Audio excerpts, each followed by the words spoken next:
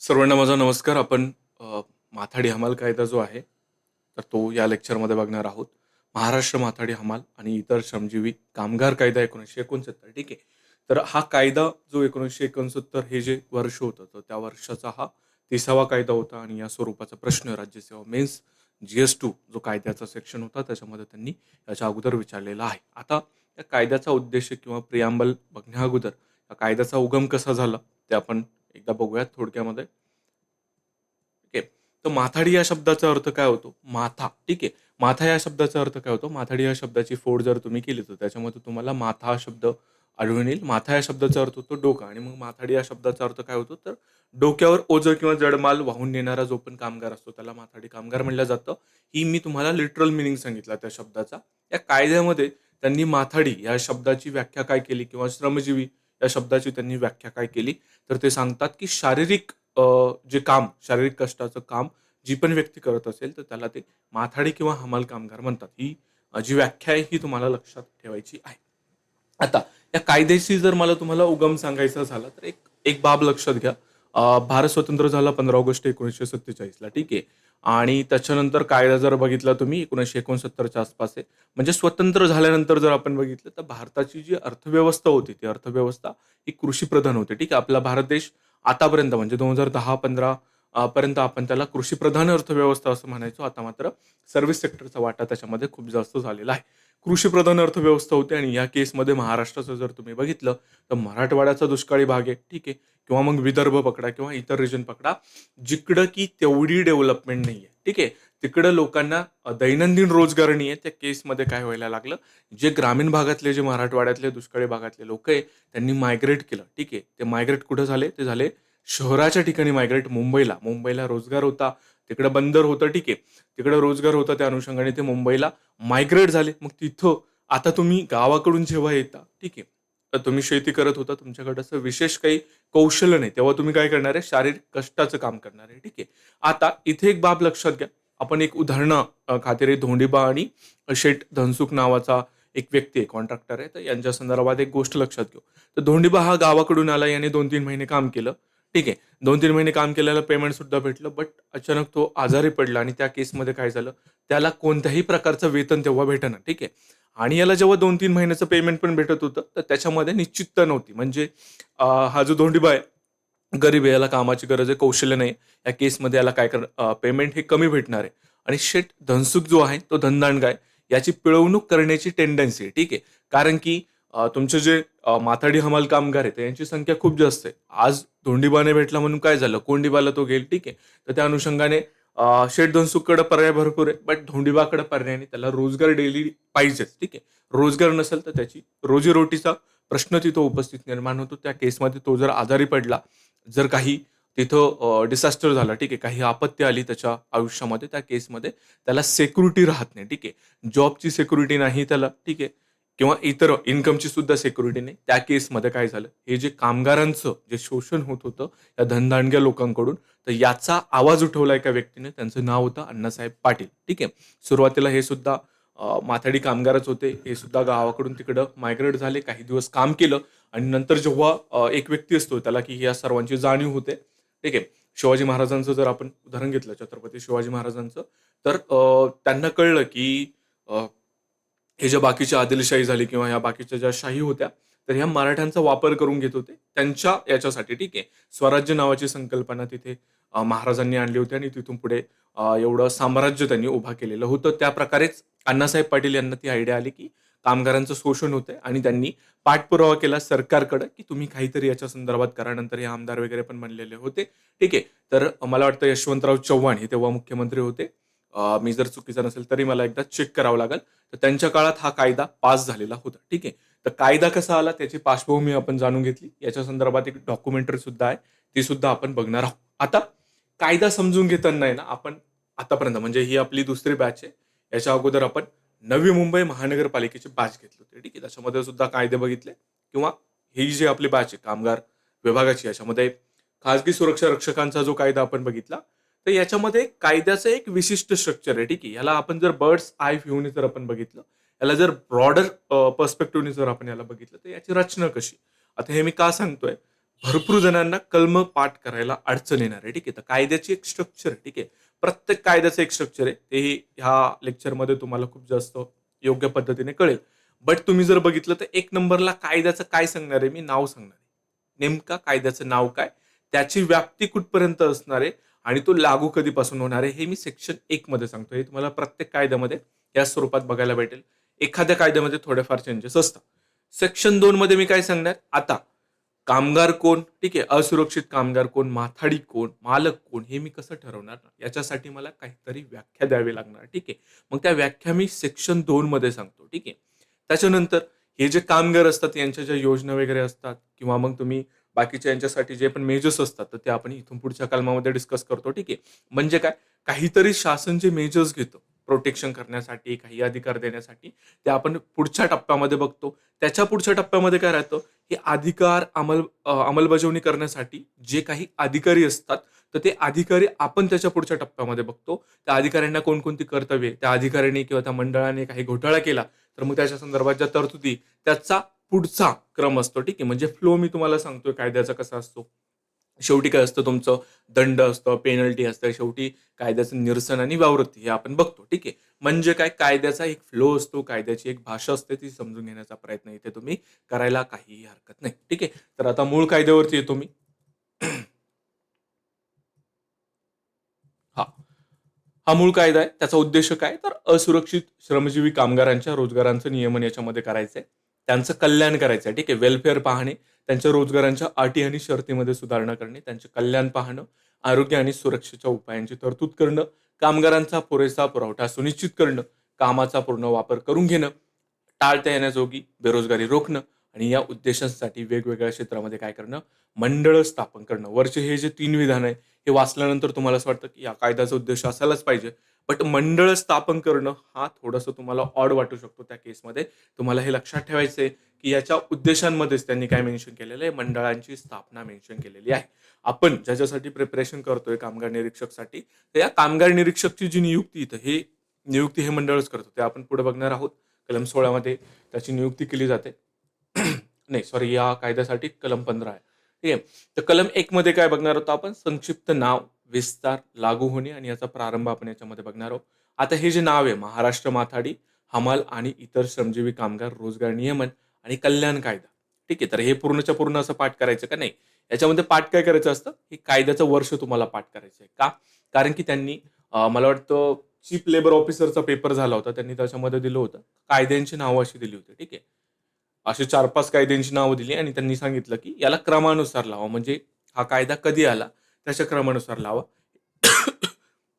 हा प्रश्न तुमचा कधी सुटेल? जेव्हा तुम्हाला कायद्यांचं वर्ष पाठ असेल, तेव्हा तुमचा अशा स्वरूपाचे प्रश्न सुटत असतात. त्याच्यामुळे कायद्याचं वर्ष तुम्हाला इथे पाठ करायचं आहे. याची व्याप्ती जर आपण बघितली, तर संपूर्ण महाराष्ट्र राज्यासाठी हा कायदा लागू असलेला आहे. ठीक आहे. याचा प्रारंभ जर आपण बघितला, तर राज्य सरकार अधिकृत गॅझेटमध्ये अधिसूचना काढून हा कायदा लागू करेल.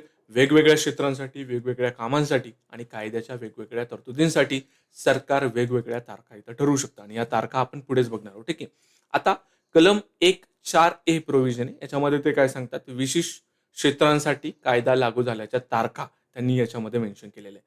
आता हे विशेष क्षेत्र कोणकोणते? तर किराणा बाजार आणि इतर विशिष्ट बाजारपेठा आहे आणि याच्यामध्ये तुम्ही जर बघितलं तर ठाणे आणि कल्याण तालुका. ठीक आहे. इथं ठाणे आणि रायगड जिल्हा म्हणजे काय मुंबईच्या आसपास ते फिरतं. इथं सुद्धा ठाणे जिल्हा आहे. इथं सुद्धा ठाणे जिल्हा आहे. त्याच्यानंतर ठाणे तालुका, रायगड जिल्ह्यातील पनवेल आणि कर्जत तालुका. ठीक आहे. परत एकदा तुमचा ठाणे तालुका, पनवेल तालुका आणि इथं सुद्धा तुमचा काय संपूर्ण ठाणे जिल्हा. आता हे जे विशेष क्षेत्र आहे, तर याच्यामध्ये क्रम आहे. ठीक आहे. मी तुम्हाला सांगितलं माथाडीचा अर्थ काय होतो? जो पण शारीरिक कामं करतो, तो याच्यात कसं लक्षात ठेवायचं? हे पूर्णच्या पूर्ण तारखा म्हणजे याच्यासाठी हा कधी लागू झाला, याच्यासाठी हा कधी लागू झाला, हे पाठ करणं खूप डिफिकल्ट आहे. यासाठी तुम्ही याचा जो क्रम आहे, तो क्रम लक्षात ठेवायचा प्रयत्न करा. जो आपला श्रमजीवी कामगार आहे किंवा जो माथाडी कामगार आहे, तो सुरुवातीला काय करणार आहे? तो जड ठीक आहे, लोखंड काय आहे तुमचं? जड असतं. ठीक आहे. तर त्या लोखंडाच्या संदर्भात, त्या क्षेत्राच्या संदर्भात पहिल्यांदा कायदा आलेला आहे. 1972 ला तो लागू झालेला आहे आणि सर्वात शेवटी काय असणार आहे? त्याला हलकं काम म्हणजे सर्वात शेवटी काय असणार आहे? कागद 1983 ला हे तुम्हाला लक्षात ठेवायचं आहे. ठीक आहे. हे तुमचं जर आपण बघितलं किराणा आणि इतर विशिष्ट बाजारपेठा इथं 26 डिसेंबर 1981 ला 79 ला हा कायदा लागू झालेला होता. त्याच्यानंतर कापड बाजार 1979, कापूस बाजार 1981, लोखंड 1972. ठीक आहे. हे आपण त्या क्रमामध्ये 1 नंबरला बघितलं. इतर धातू 1983. ठीक आहे. आणि याच्यात सुद्धा 1983. ठीक आहे. तर तुम्हाला कसं लक्षात ठेवायचं आहे, की सर्वात अगोदर काय असणार आहे? लोखंड म्हणजे काय? तुमचं जड असणार आहे. त्याच्यानंतर तुमचं हलकं असणार आहे. ठीक आहे. हलकं आपण काय बघितलं? कागद बघितलेला आहे. कापड, कापूस, लोखंड, पोलाद आणि हा कागद बाजार. ठीक आहे. 1983. ठीक आहे. या अनुषंगाने ते लक्षात ठेवा. याच्यामध्ये फार काही जास्त अ, खूप डिटेलमध्ये याच्यामध्ये जायचं नाही. वर्कबुकमध्ये जे प्रश्न येतील ते तुम्ही याच्यावरती सोडवू शकता. एमसीक्यू टेस्टमध्ये सुद्धा प्रश्न येतील. तेवढे सोडवा आणि त्यालाच पाठ करायचा प्रयत्न करा. पुढे आता आपल्याला कलम 2 बघायचं आहे. याच्यामध्ये काही व्याख्या आहेत. त्या व्याख्या आपल्याला बघायच्या आहेत. आता अ, हा कायदा तुमचा जो आपण खाजगी सुरक्षा रक्षक हा जो कायदा बघितला होता 1981 चा, त्याच्या तरतुदी आणि याच्या तरतुदी बऱ्यापैकी सारख्या आहे. भरपूर सारे डेफिनिशन म्हणजे मंडळ काय असतं किंवा मग कंत्राटदार काय असतो, मालक काय असतो, या डेफिनिशन आपण तिथे सुद्धा बघितलेल्या आहेत. तर त्या कायद्यामध्ये ज्या डेफिनिशन आपण नाही बघितल्या, त्याच्यावरती इथं जास्त आपण एम्फसाइज करणार आहोत. ते लेक्चर सुद्धा तुम्ही बघणं आवश्यक आहे. ठीक आहे. तर मंडळ काय? कलम 6 अंतर्गत स्थापन करण्यात आलेलं मथाडी मंडळ किंवा इतर कोणतंही वैधानिक मंडळ. वैधानिक मंडळाचा अर्थ काय होतो, की तुम्ही कायद्याने त्याची स्थापना करता त्या मंडळाची, त्याला वैधानिक मंडळ असं म्हटलं जातं. पुढे कॉन्ट्रॅक्टर काय असतो? तर जो व्यक्ती एखाद्या आस्थापनेसाठी, आस्थापन म्हणजे काय रे? एखादा मॉल पकडा, ठीक आहे. किंवा मग पुढे मी तुम्हाला गडा इलेक्ट्रॉनिक जे जेठालालचं आहे, ठीक आहे. त्याचं उदाहरण देणार आहे, ते पकडा, ठीक आहे. तर आस्थापना म्हणजे काय? जिथं तो काम करतो त्याला आस्थापना किंवा इस्टॅब्लिशमेंट म्हणलं जातं. याची सुद्धा पुढे व्याख्या दिली. तर जो व्यक्ती एखाद्या आस्थापनेसाठी असुरक्षित कामगारांना भाड्याने किंवा इतर मार्गाने लावून शारीरिक काम करून घेण्याची जबाबदारी स्वीकारतो, त्याला काय म्हटलं जातं? त्याला कॉन्ट्रॅक्टर म्हटलं जातं. यामध्ये कामगारांना गट, टोळ्या किंवा वैयक्तिकरित्या पुरवणाऱ्या व्यक्तीचा समावेश होतो. फार सोपं उदाहरण आहे. बीडकडच्या भागामध्ये किंवा मराठवाड्याचा जो ऊसाचा प्रदेश आहे, ठीक आहे, जिथं ऊस लागवड केली जाते, त्या भागामध्ये तुम्हाला मुकादम हा माहीत असेल किंवा त्याला टोळीवाला सुद्धा म्हणलं जातं. तर हा काय करतो? गावोगावी जातो, लोकांना पैसे देतो, ठीक आहे. आणि तो त्यांना हायर करतो. कशासाठी? ऊस तोडणीसाठी. तर त्याला सुद्धा काय म्हणलं जातं? कॉन्ट्रॅक्टर म्हणलं जातं. ठीक आहे. याच्यामध्ये काय येतं? सब कॉन्ट्रॅक्टर सुद्धा येतो, एजंट येतो, मुकादम येतो किंवा टोळीवाला सुद्धा या कॉन्ट्रॅक्टरमध्ये ही जी डेफिनेशन आहे त्याच्यामध्ये येतो. आता एक प्रश्न असा येतो, की सर हा जो क्रमांक आहे 2 नंबरचा, हा कंत्राटदारासाठी हे पाठ करायचे का? तर हा क्रमांक पाठ नका करू. कंत्राटदार, कॉन्ट्रॅक्टरमध्ये काय-काय येतं, काय येत नाही, हे पाठ करणं जास्त महत्त्वाचं आहे. आता या मंडळाची डेफिनिशन 1 नंबरला येते, हे जास्त महत्त्वाचं नाही. हे जिथं महत्त्वाचं आहे, तिथं मी ते तुमच्याकडून पाठ करून घेतो. ठीक आहे. इथं पाठ काय करायचं? कलम 6 मध्ये मंडळ येतं. याच्यावरती 100% प्रश्न येणार आहे. का? डेफिनिशनमध्ये त्यांनी जे कलम सांगितले त्याच्यावरती प्रश्न हमखास येतो. त्याच्यामुळे ते पाठ करणं अपेक्षित आहे. पुढे मालक आणि नियोक्ता याची डेफिनेशन आपण आणि प्रिन्सिपल एम्प्लॉयर किंवा एम्प्लॉयरमध्ये काय फरक असतो? ते खाजगी सुरक्षा रक्षकच्या याच्यामध्ये बघितलं होतं. सेम तरतुदी इथं सुद्धा दिलेल्या आहे. इस्टॅब्लिश म्हणजे काय? तर अशी कोणतीही जागा, दुकान, परिसर किंवा त्याच्या सीमा जेथे ज्याच्या कोणत्याही भागात अनुसूचित रोजगार चालवला जातो किंवा सामान्यतः चालत असतो. म्हणजेच काय? जिथं काम केलं जातं त्याला आस्थापना किंवा इस्टॅब्लिशमेंट असं म्हणलं जातं. आता ही जी डेफिनेशन आहे कुटुंबाची, ही कुटुंबाची डेफिनेशन महत्त्वाची. याच्यामध्ये काय सांगतात ते? मालकाच्या संदर्भात कुटुंब म्हणजे काय रे? मालकाची पती किंवा पत्नी असणार आहे. मुलगा असू शकतो, मुलगी, वडील, आई, भाऊ किंवा बहीण किंवा जे मालकासोबत राहतात आणि पूर्णपणे त्याच्यावरती अवलंबून आहेत. हे कोण आहेत? कुटुंबाच्या डेफिनेशनमध्ये येतात. ठीक आहे. आता ही कुटुंबाची डेफिनेशन तुम्हाला तेवढी फारशी महत्त्वाची वाटत नसेल, पण पुढे कलम 11 वगैरे आपण बघणार आहे. त्याच्यामध्ये काय सांगतात ते, की एम्प्लॉयर किंवा जो असुरक्षित कामगार आहे, त्याच्यामध्ये कुटुंबाचा मेंबर येत नाही. ठीक आहे. त्याच्यामुळे ही डेफिनेशन सुद्धा महत्त्वाची ठरते. पुढे त्यांनी 2.6 मध्ये म्हणजे हे जे तुम्हाला इथं दिसतंय, तर हे उपकलम आहे. ठीक आहे. 2.6 मध्ये त्यांनी निरीक्षकाची डेफिनेशन दिली. कलम 15 अंतर्गत हा निरीक्षक हा अधिकारी येतो. याची नियुक्ती कोण करतं? मंडळ करतं. राज्य सरकार करतं का? नाही. हेच ह्या कायद्यामध्ये महत्त्वाचं आहे. ठीक आहे. पुढे काय? शारीरिक काम याची डेफिनेशन त्यांनी केली आणि ही व्याख्या 2025 च्या अमेंडमेंटनुसार त्यांनी याच्यामध्ये ॲड केलेली आहे. ठीक आहे. कोणत्याही प्रकारच्या यंत्राच्या मदतीशिवाय किंवा सहाय्याशिवाय मानवाकडून केलं जाणारं शारीरिक काम त्याला काय म्हणतात? मॅन्युअल वर्क असं म्हणतात. ठीक आहे. म्हणजे काय? तुम्ही ते लोडिंग करू शकता, अनलोडिंग, थप्पी लावणं, ठीक आहे. स्टॅकिंग म्हणतात त्याला, वाहून नेणं, वजन करणं आणि मोजणं हे सर्व याच्यामध्ये येतात. ठीक आहे. हे उदाहरणं पाठ करायची की नाही? लॉजिकल आहे. जिथं वजन येणार, ठीक आहे. जिथं ओझं येणार तिथं तुमचं मॅन्युअल वर्क येणार एवढंच तुम्हाला लक्षात ठेवायचं आहे. प्रिन्सिपल एम्प्लॉयरची सुद्धा डेफिनेशन आपण याच्यामध्ये बघितली. विहित, विहित म्हणजे काय असतो? प्रिस्क्राईब या कायद्याअंतर्गत तयार केलेल्या नियमांद्वारे विहित केलेले किंवा ठरवून दिलेले. हे आपण प्रत्येक कायद्यामध्ये बघतो. फार काही महत्वाचं नसतं, म्हणजे टेक्निकल बाबी आहेत कायद्याच्या. पुढे आहे अनुसूचित रोजगार, शेड्यूल एम्प्लॉयमेंट कशाला म्हणायचं? या कायद्यासोबत जोडलेल्या अनुसूचीमध्ये नमूद केलेला कोणताही रोजगार किंवा अशा रोजगाराचा भाग असलेली कोणतीही प्रक्रिया किंवा कामाची शाखा त्याला अनुसूचित रोजगार म्हणतो. हे जे तुमचं 2/9 ना, आपण जेव्हा कायद्याचं शेवट असेल, ठीक आहे, त्याच्यामध्ये मी ते शेड्यूल तुम्हाला दिले. त्याच्यामध्ये कोणकोणते रोजगार येतात तुमचे, कोणकोणते अनुसूचित रोजगार आहे याची यादी दिलेली आहे. आपण ती तेव्हा बघूयात पुढे. ठीक आहे. पुढे आहे योजना. ठीक आहे. या कायद्याअंतर्गत कामगारांच्या कल्याणासाठी तयार करण्यात आलेली कोणतीही सरकारी योजना, आणि ही कशाअंतर्गत येते? कलम 3 अंतर्गत येते. पुढे पाठ करूयात ते आपण. असुरक्षित कामगार काय, आणि खाली तुम्हाला कामगार दिले. ठीक आहे. या दोन्हीमध्ये तुम्हाला फरक करता आला पाहिजे. एकदा हे बघूयात आणि नंतर तुम्हाला संकल्पनात्मक फरक काय याचा ते सुद्धा सांगणार आहे. ठीक आहे. याचा अर्थ काय? असुरक्षित कामगाराचा अनुसूचित रोजगारामध्ये शारीरिक काम करणारा किंवा करण्यासाठी नियुक्त केला जाणारा माथाडी, हमाल किंवा इतर शारीरिक श्रम करणारा कामगार, त्याला काय म्हणलं जातं? असुरक्षित कामगार म्हणलं जातं. याचा अर्थ काय? शारीरिक काम हा आपला काय कीवर्ड आहे. ठीक आहे. पुढे वयाची अट त्यांनी याच्यामध्ये घातली, आणि ती वयाची अट तुम्हाला पाठ करायची आहे. 18 वर्ष किंवा त्याहून अधिक आणि 65 वर्षापर्यंत हे त्याचं वयाची अट त्यांनी असुरक्षित कामगारामध्ये घातली. आता 18 वर्षापेक्षा जर कमी एखादा व्यक्ती असेल तर तो याच्यामध्ये येतो का? नाही. 65 वर्षानंतर त्याच्यामध्ये जर असेल तर तो याच्यामध्ये येतो का? तर त्याच्यासाठी त्यांनी एक अट घातली. ते अट काय सांगतात? जर 65 वर्षापेक्षा जर जास्त व्यक्ती असेल वयाचा, तर त्याच्या ठीक आहे, त्याचं एक प्रमाणपत्र दिलं पाहिजे डॉक्टरांनी की तो शारीरिकदृष्ट्या सक्षम आहे. हे प्रमाणपत्र जर असेल तर तो असुरक्षित कामगार म्हणून तिथं पात्र ठरतो. हे त्यांनी या कायद्यामध्ये मेन्शन केलं. काय काय लक्षात ठेवायचं आहे तुम्हाला? शारीरिक काम लक्षात ठेवायचं, 18 ते 65 लक्षात ठेवायचं. 65 प्लसचं जे प्रोव्हिजन आहे की काय डॉक्टरांनी प्रमाणपत्र दिलं पाहिजे की तो फिजिकली फिट आहे, तर तो काय असुरक्षित कामगार आहे. आता या असुरक्षित कामगारामध्ये काय काय येत नाही, अपवाद त्यांनी त्या कायद्यामध्येच मेन्शन करून दिले. ठीक आहे. याच्यामध्ये कोण कोण येत नाही? कारखाने, उद्योग किंवा आस्थापनाच्या उत्पादन क्षेत्रात, साठवणूक क्षेत्रात काम करणारे इतर कर्मचारी, तसेच जेथे उत्पादन प्रक्रिया संपूर्णपणे स्वयंचलित यंत्राद्वारे चालवली जाते ते कामगार याच्यामध्ये येत नाही. म्हणजेच काय? जो व्यक्ती, एखादा व्यक्ती, फॉर एक्झाम्पल जर तुम्हाला सांगायचं झालं, जर क्रेननं माल उचलत असेल, ठीक आहे, तर तो तुमचा या असुरक्षित कामगारामध्ये येतो का? नाही. मी तुम्हाला काय सांगितलं? कीवर्ड सांगितला, शारीरिक काम त्याने केलं पाहिजे. ठीक आहे. तरच तो त्याच्यामध्ये येतो. ठीक आहे.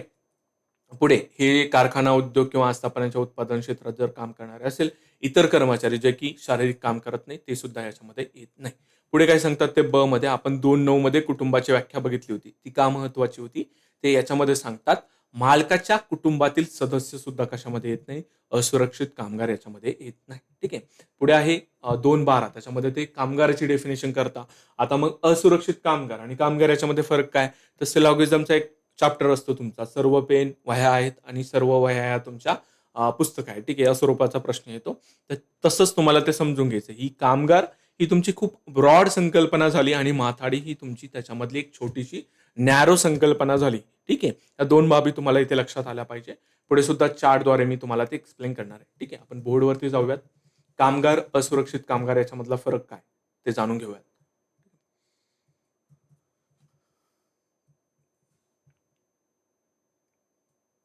हां.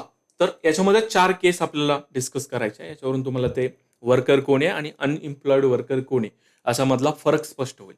केस 1 आहे, ठीक आहे. सिनारिओ 1 आहे. त्याच्यामध्ये राम हा एपीएमसीमध्ये पोती उचलतो. मग तो वर्कर आहे का? तो कामगार आहे का? तो कामगार सुद्धा आहे. आणि तो अ, ठीक आहे. मी तो शब्द असुरक्षित वर्कर आहे का तो? ठीक आहे. असुरक्षित अनप्रोटेक्टेड वर्कर आहे का? ठीक आहे. इथं यूचा जो फुल फॉर्म आहे ना, तो विसरलो होतो, आणि मग तिथं ते थोडासा गोंधळ होतो. ठीक आहे. तर केस 1 मध्ये काय? राम हा एपीएमसी मध्ये काय उचलतो? पोती उचलतो. म्हणजे तो कामगार आहे का? तो कामगार सुद्धा आहे. तो असुरक्षित कामगार आहे का? तो असुरक्षित सुद्धा कामगार आहे. का? कारण की तो शारीरिक काम करतोय. ठीक आहे. तो शारीरिक काम करतोय. ठीक आहे. शारीरिक कष्टाचं काम करतोय. म्हणून राम हा वर्कर सुद्धा आहे आणि तो असुरक्षित कामगार सुद्धा आहे. केस 2 मध्ये श्याम काय करतो? पोते, ठीक आहे.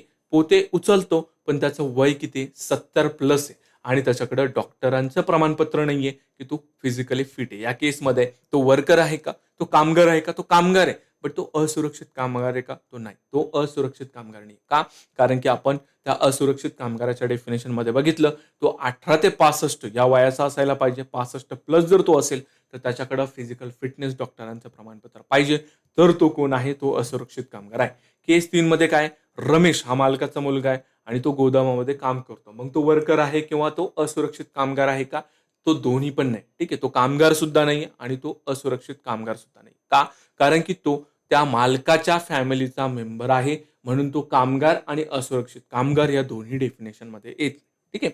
पुढे आहे केस 4.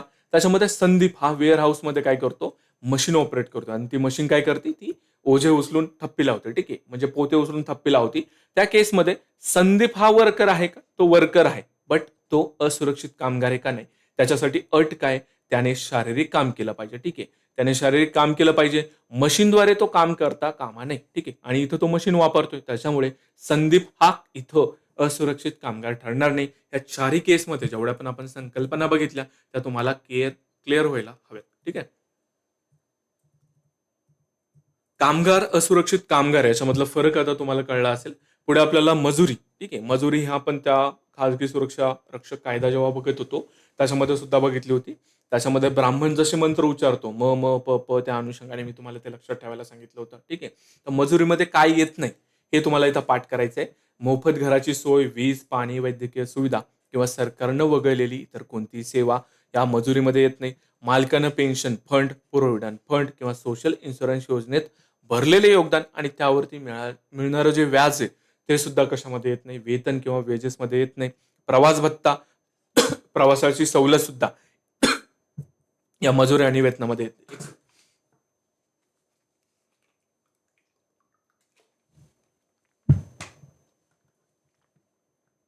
पुढे कामाच्या विशिष्ट स्वरूपामुळे कामगाराला वैयक्तिक खर्च भागवण्यासाठी दिलेली विशेष रक्कम सुद्धा याच्यामध्ये येत नाही. नोकरीवरून कमी करताना दिली जाणारी उपदानं, त्याला ग्रॅच्युटी असं आपण म्हणतो, ती सुद्धा या वेजेसमध्ये येत नाही. हे तुम्ही आपण जेव्हा खाजगी सुरक्षा रक्षक कायदा बघत होतो, त्याच्यामध्ये सुद्धा मी तुम्हाला ते पाठ करून घेतलेलं आहे. ठीक आहे. कलम 1 बघितलं आपण, कलम 2 बघितलं. 2 मध्ये आपण डेफिनेशन बघितलं. त्या डेफिनेशनमध्ये संकल्पनात्मक गोष्टी समजून घेण्याचा प्रयत्न केला. वर्कर कोण आहे आणि तुमचा अनप्रोटेक्टेड वर्कर कोण आहे. ठीक आहे. पुढे ते दोन्ही येत नाही. म्हणजे जर मालकाचा मुलगा असेल तर तो दोन्ही येत नाही. ठीक आहे. संदीप हा मशीनवरती काम करतोय तर तो असुरक्षित कामगार आहे का? नाहीये. ठीक आहे. हे आपण संकल्पनात्मक बाबी तिथे क्लिअर केलेलं आहे. ठीक आहे. आकडा पाठ करायचा का? नाही. त्याच्यामध्ये काय येतं, काय येत नाही हे आपल्याला पाठ करायचं आहे. ठीक आहे. कलम पाठ करायची. कलम 6 मध्ये मंडळ येतो. मंडळ हा कलम 15 मधल्या निरीक्षकाला नियुक्त करतो. हे 2 कलम तुम्हाला तिथे प्रामुख्यानं पाठ झालेच पाहिजे. ते पुढे सुद्धा मी तुमचे पाठ करून घेणार आहे. ठीक आहे. आता आपण कायद्याचं नाव बघितलं, व्याप्ती बघितली, त्याची सुरुवात बघितली. कलम 2 मध्ये आपण त्याच्या व्याख्या बघितल्या. मालक कोण, कामगार कोण, असुरक्षित कामगार कोण. आता कलम 3 मध्ये काय असणार आहे? सरकार या कामगारांसाठी काहीतरी वेलफेअर मेजर्स करणारे, काहीतरी योजना आणणार आहे. ठीक आहे. ही योजना तुम्ही जे कलम 3 बघितलं होतं खाजगी सुरक्षा रक्षक कायद्यामध्ये त्याच्यासारखंच आहे. सगळ्या तरतुदी त्याच्या सारख्याच आहे. ठीक आहे. तर काय सांगतं कलम 3? योजनेचा मुख्य उद्देश आणि व्याप्ती.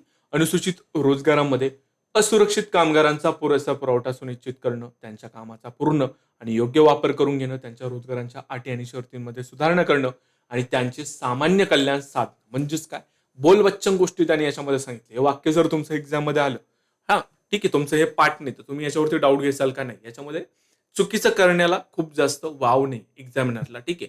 जर त्यानं हे विधान निगेटिव्ह करून दिलं, की कामगारांचा पुरेसा पुरवठा सुनिश्चित न करणं, ठीक आहे, सामान्य कल्याण न साधणं हा याचा उद्देश आहे, तर ते तिथं तुमचं एक्स्ट्रीम झालेलं आहे. ह्या बाबी तुमच्या कायद्याच्या विरुद्धात जातात. ठीक आहे. लॉजिकल नाही ते, इलॉजिकल आहे परत. ठीक आहे. ओळखायला सुद्धा सोपं आहे. त्या केसमध्ये असे विधानं तुम्हाला पाठ करायचे नसतात. पाठ काय करायचं ते पुढे सांगतो. ठीक आहे. याच्यामध्ये तरतूद काय?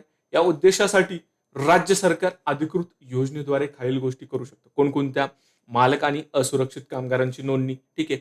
नोंदणीकृत असुरक्षित कामगारांच्या कामाच्या अटी आणि शर्ती ठरवणं आणि त्यांच्या कल्याणासाठी तरतुदी करणं. परत एकदा काय सांगितलं त्यांनी? बोलबच्चन गोष्टी याच्यामध्ये सांगितल्या, ज्या की आपल्याला पाठ करायच्या नाही. पुढे काय? योजनेमध्ये समाविष्ट असू शकणाऱ्या विशेष बाबी काय काय? तर योजनेची अंमलबजावणी, योजनेत नमूद केलेल्या नोंदणीकृत असुरक्षित कामगारांच्या आणि मालकांच्या विशिष्ट वर्गांना, श्रेण्यांना योजना लागू करणं. ठीक आहे. ह्या गोष्टी तुमच्या बट ऑबियस आहे. जर तुम्ही माथाडी कामगारांसाठी जर कायदा करत असाल तर त्याच्यामध्ये ह्या बाबी असायलाच पाहिजे. योजनेमध्ये ह्या बाबी असायलाच पाहिजे. तर ही पाठ करायची बाब आहे का? ही पाठ करायची बाब नाही. पुढे कर्तव्य आणि जबाबदाऱ्या निश्चित करणं, नोंदणीकृत कामगार आणि मालक यांच्या जबाबदाऱ्या व्याख्यायित करणं पूर्ण केल्यावरच ही योजना त्यांना लागू आहे. ठीक आहे. परत एकदा हे पाठ नाही करायचं. भरती आणि नोंदणी नियमन 2025च्या दुरुस्तीनुसार त्यांनी हे ऍड केलं. कामगारांची भरती करणं, त्यांना योजनेत प्रवेश देणं, कामगार आणि मालकांची नोंदणी करणं किंवा त्यांची नोंदणी रद्द करणं, कामगारांचे नोंदणी रजिस्टर आणि प्रतीक्षा यादी तयार ठेवणं, रजिस्टर किंवा प्रतीक्षा यादीतून तात्पुरत्या किंवा कायमस्वरूपी स्वरूपात नावे काढून टाकणं, नोंदणीसाठी ठीक आहे रजिस्ट्रेशन फीज आकारणं, हे सर्व याच्यामध्ये त्यांनी सांगितलेलं आहे. ठीक आहे. परत एकदा हे पाठ करायचं का? पाठ नाही करायचं. ठीक आहे. हे पाठ करायचं का? नाही. फक्त एवढं लक्षात ठेवा, भरती आणि नोंदणी नियमन जे आहे तर ते त्यांनी 2025च्या दुरुस्तीनुसार याच्यामध्ये ऍड केलेले आहे. पुढे आहे कामाच्या अटी आणि शर्तींचे नियमन. याच्यामध्ये काय असणार आहे?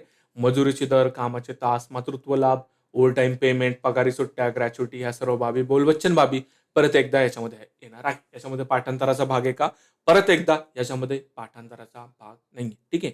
तुम्ही कोर्समध्ये जर एनरोल केलं असेल तर ते याच्यासाठीच केलंय की तुम्हाला काय पाठ करायचं, काय सोडायचं आणि पाठ करायचं तर ते कसं पाठ करायचं, ह्या बाबीसाठीच तुम्ही हा कोर्स जॉईन केलेला आहे. ठीक आहे. पुढे आहे तुमचं वेतनाची रक्कम. ठीक आहे. एक सेकंड.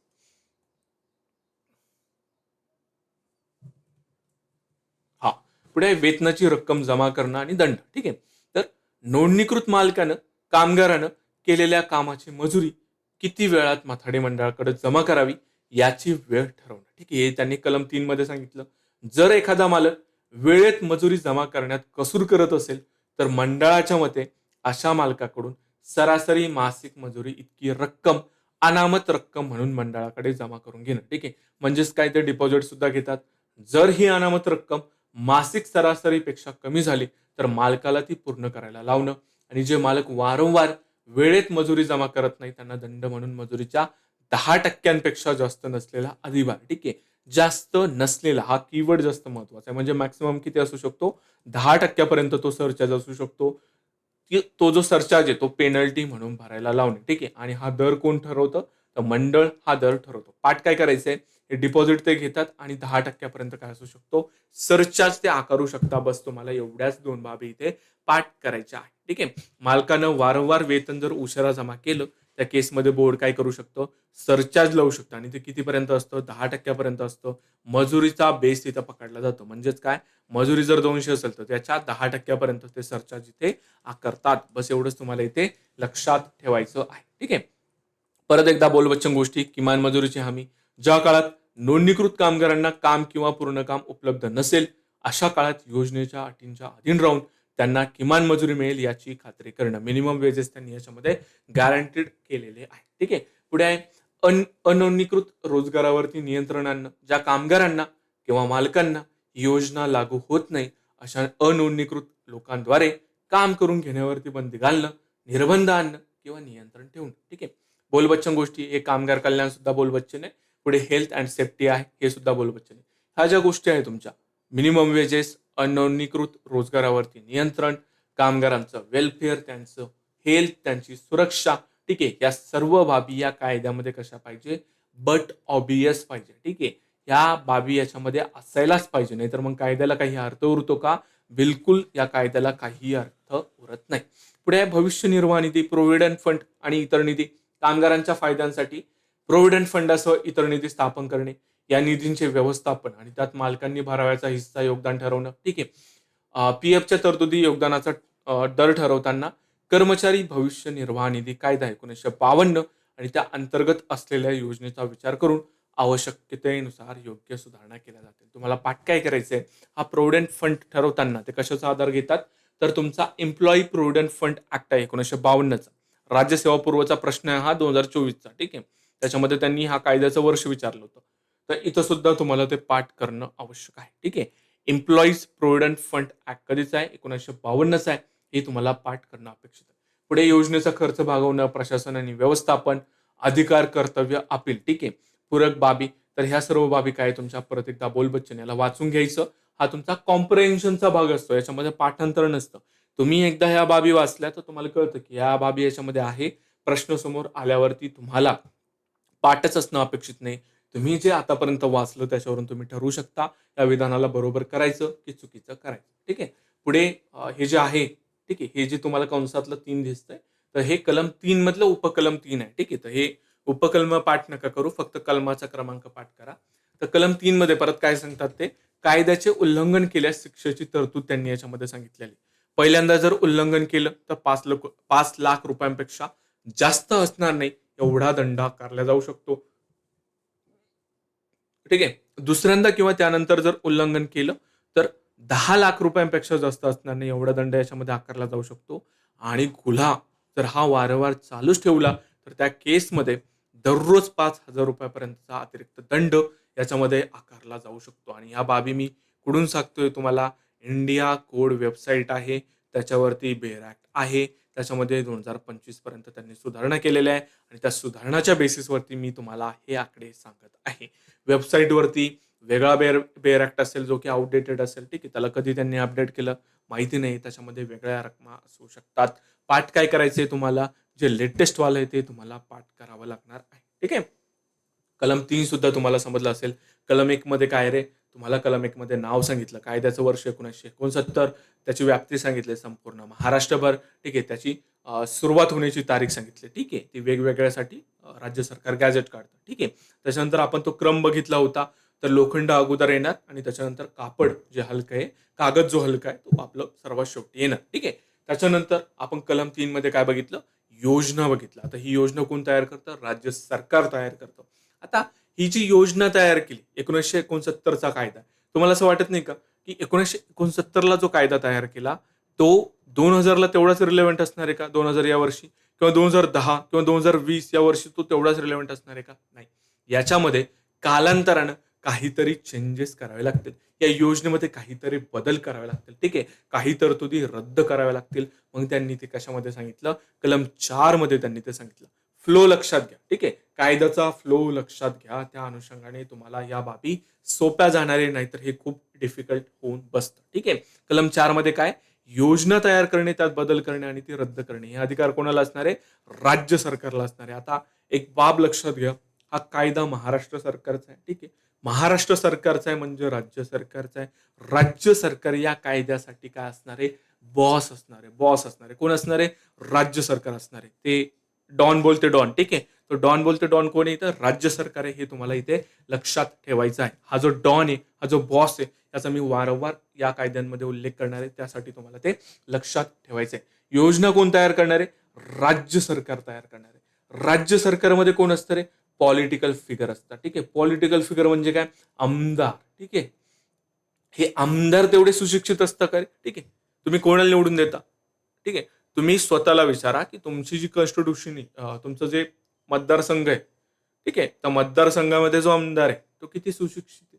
तो असल्या काही बाबी करू शकतो का? तो कायदा फ्रेम करू शकतो का? ठीक आहे. काही अडचण जर आली तर त्याला तेवढं त्याचे विचार डेव्हलप आहे का? तेवढी त्याची पर्सनॅलिटी डेव्हलप आहे का? याचा विचार करा. ठीक आहे.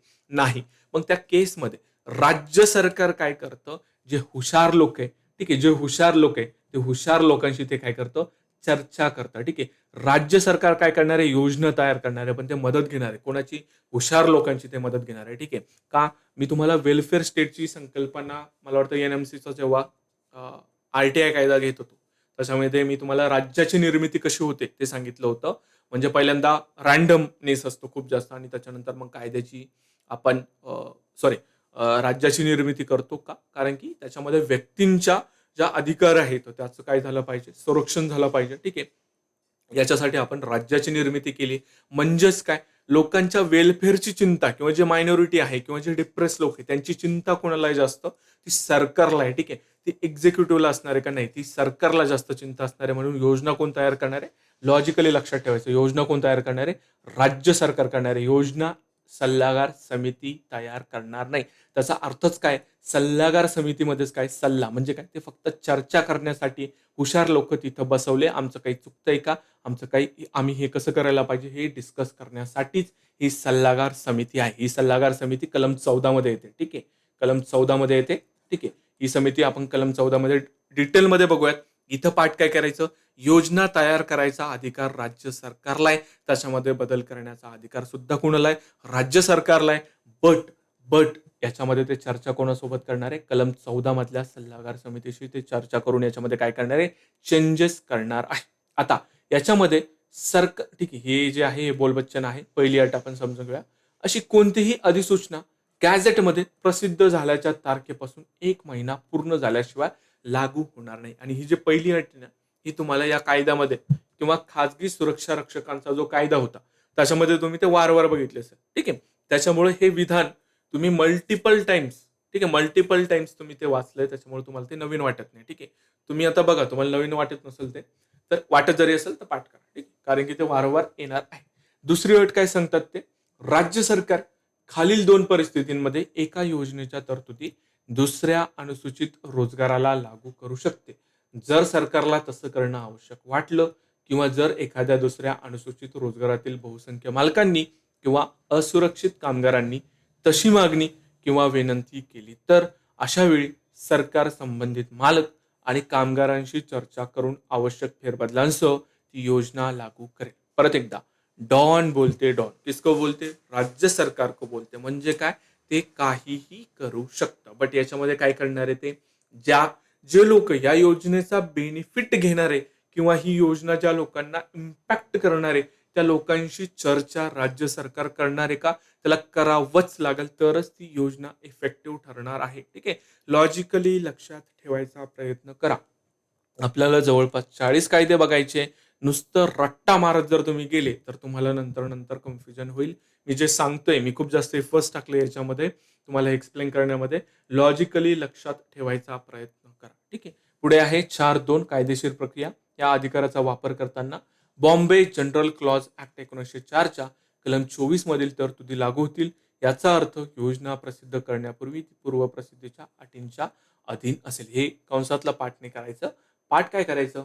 बॉम्बे जनरल क्लॉज ऍक्ट कधीचा आहे? 1904 चा आहे आणि त्याच्या कलम 24 मधल्या काय आहे? तरतुदी या अधिकाराचा वापर करताना लागू असतील एवढं तुम्हाला पाठ करायचं आहे. ठीक आहे. परत एकदा, कलम 1 मध्ये काय बघितलं आपण? कायद्याचं नाव, व्याप्ती, कधी लागू झाला. 2 मध्ये डेफिनेशन बघितल्या. 3 मध्ये योजना बघितली. 4 मध्ये त्या योजनेला आपण काहीतरी बदल करतोय. ते बदल कोण करणार आहे? डॉन बोलते डॉन. राज्य सरकार करणार आहे. राज्य सरकार तेवढं हुशार नाहीये. ठीक आहे. त्याच्यामुळे ते कोणाची नियुक्ती करतात? ॲडवायझरी कमिटी, सल्लागार समिती. कलम 14 मध्ये येते. कलम 14 कोणतं? या कायद्याचंच. ठीक आहे. त्याच्यानंतर बॉम्बे जनरल क्लॉज ऍक्ट 1904 सुद्धा आपण बघितलं. म्हणजे काय? कलम 4 पर्यंत आपण बघितलं. योजना 3 मध्ये, त्या योजनेमधला बदल 4 मध्ये. आता ही जी योजना आहे, तर या योजनेसंदर्भात काहीतरी वाद-विवाद असू शकतात. मग ते वाद-विवाद सोडवायचे कसे? त्याच्यासाठी कलम 5 मध्ये पंच येतो. ठीक आहे.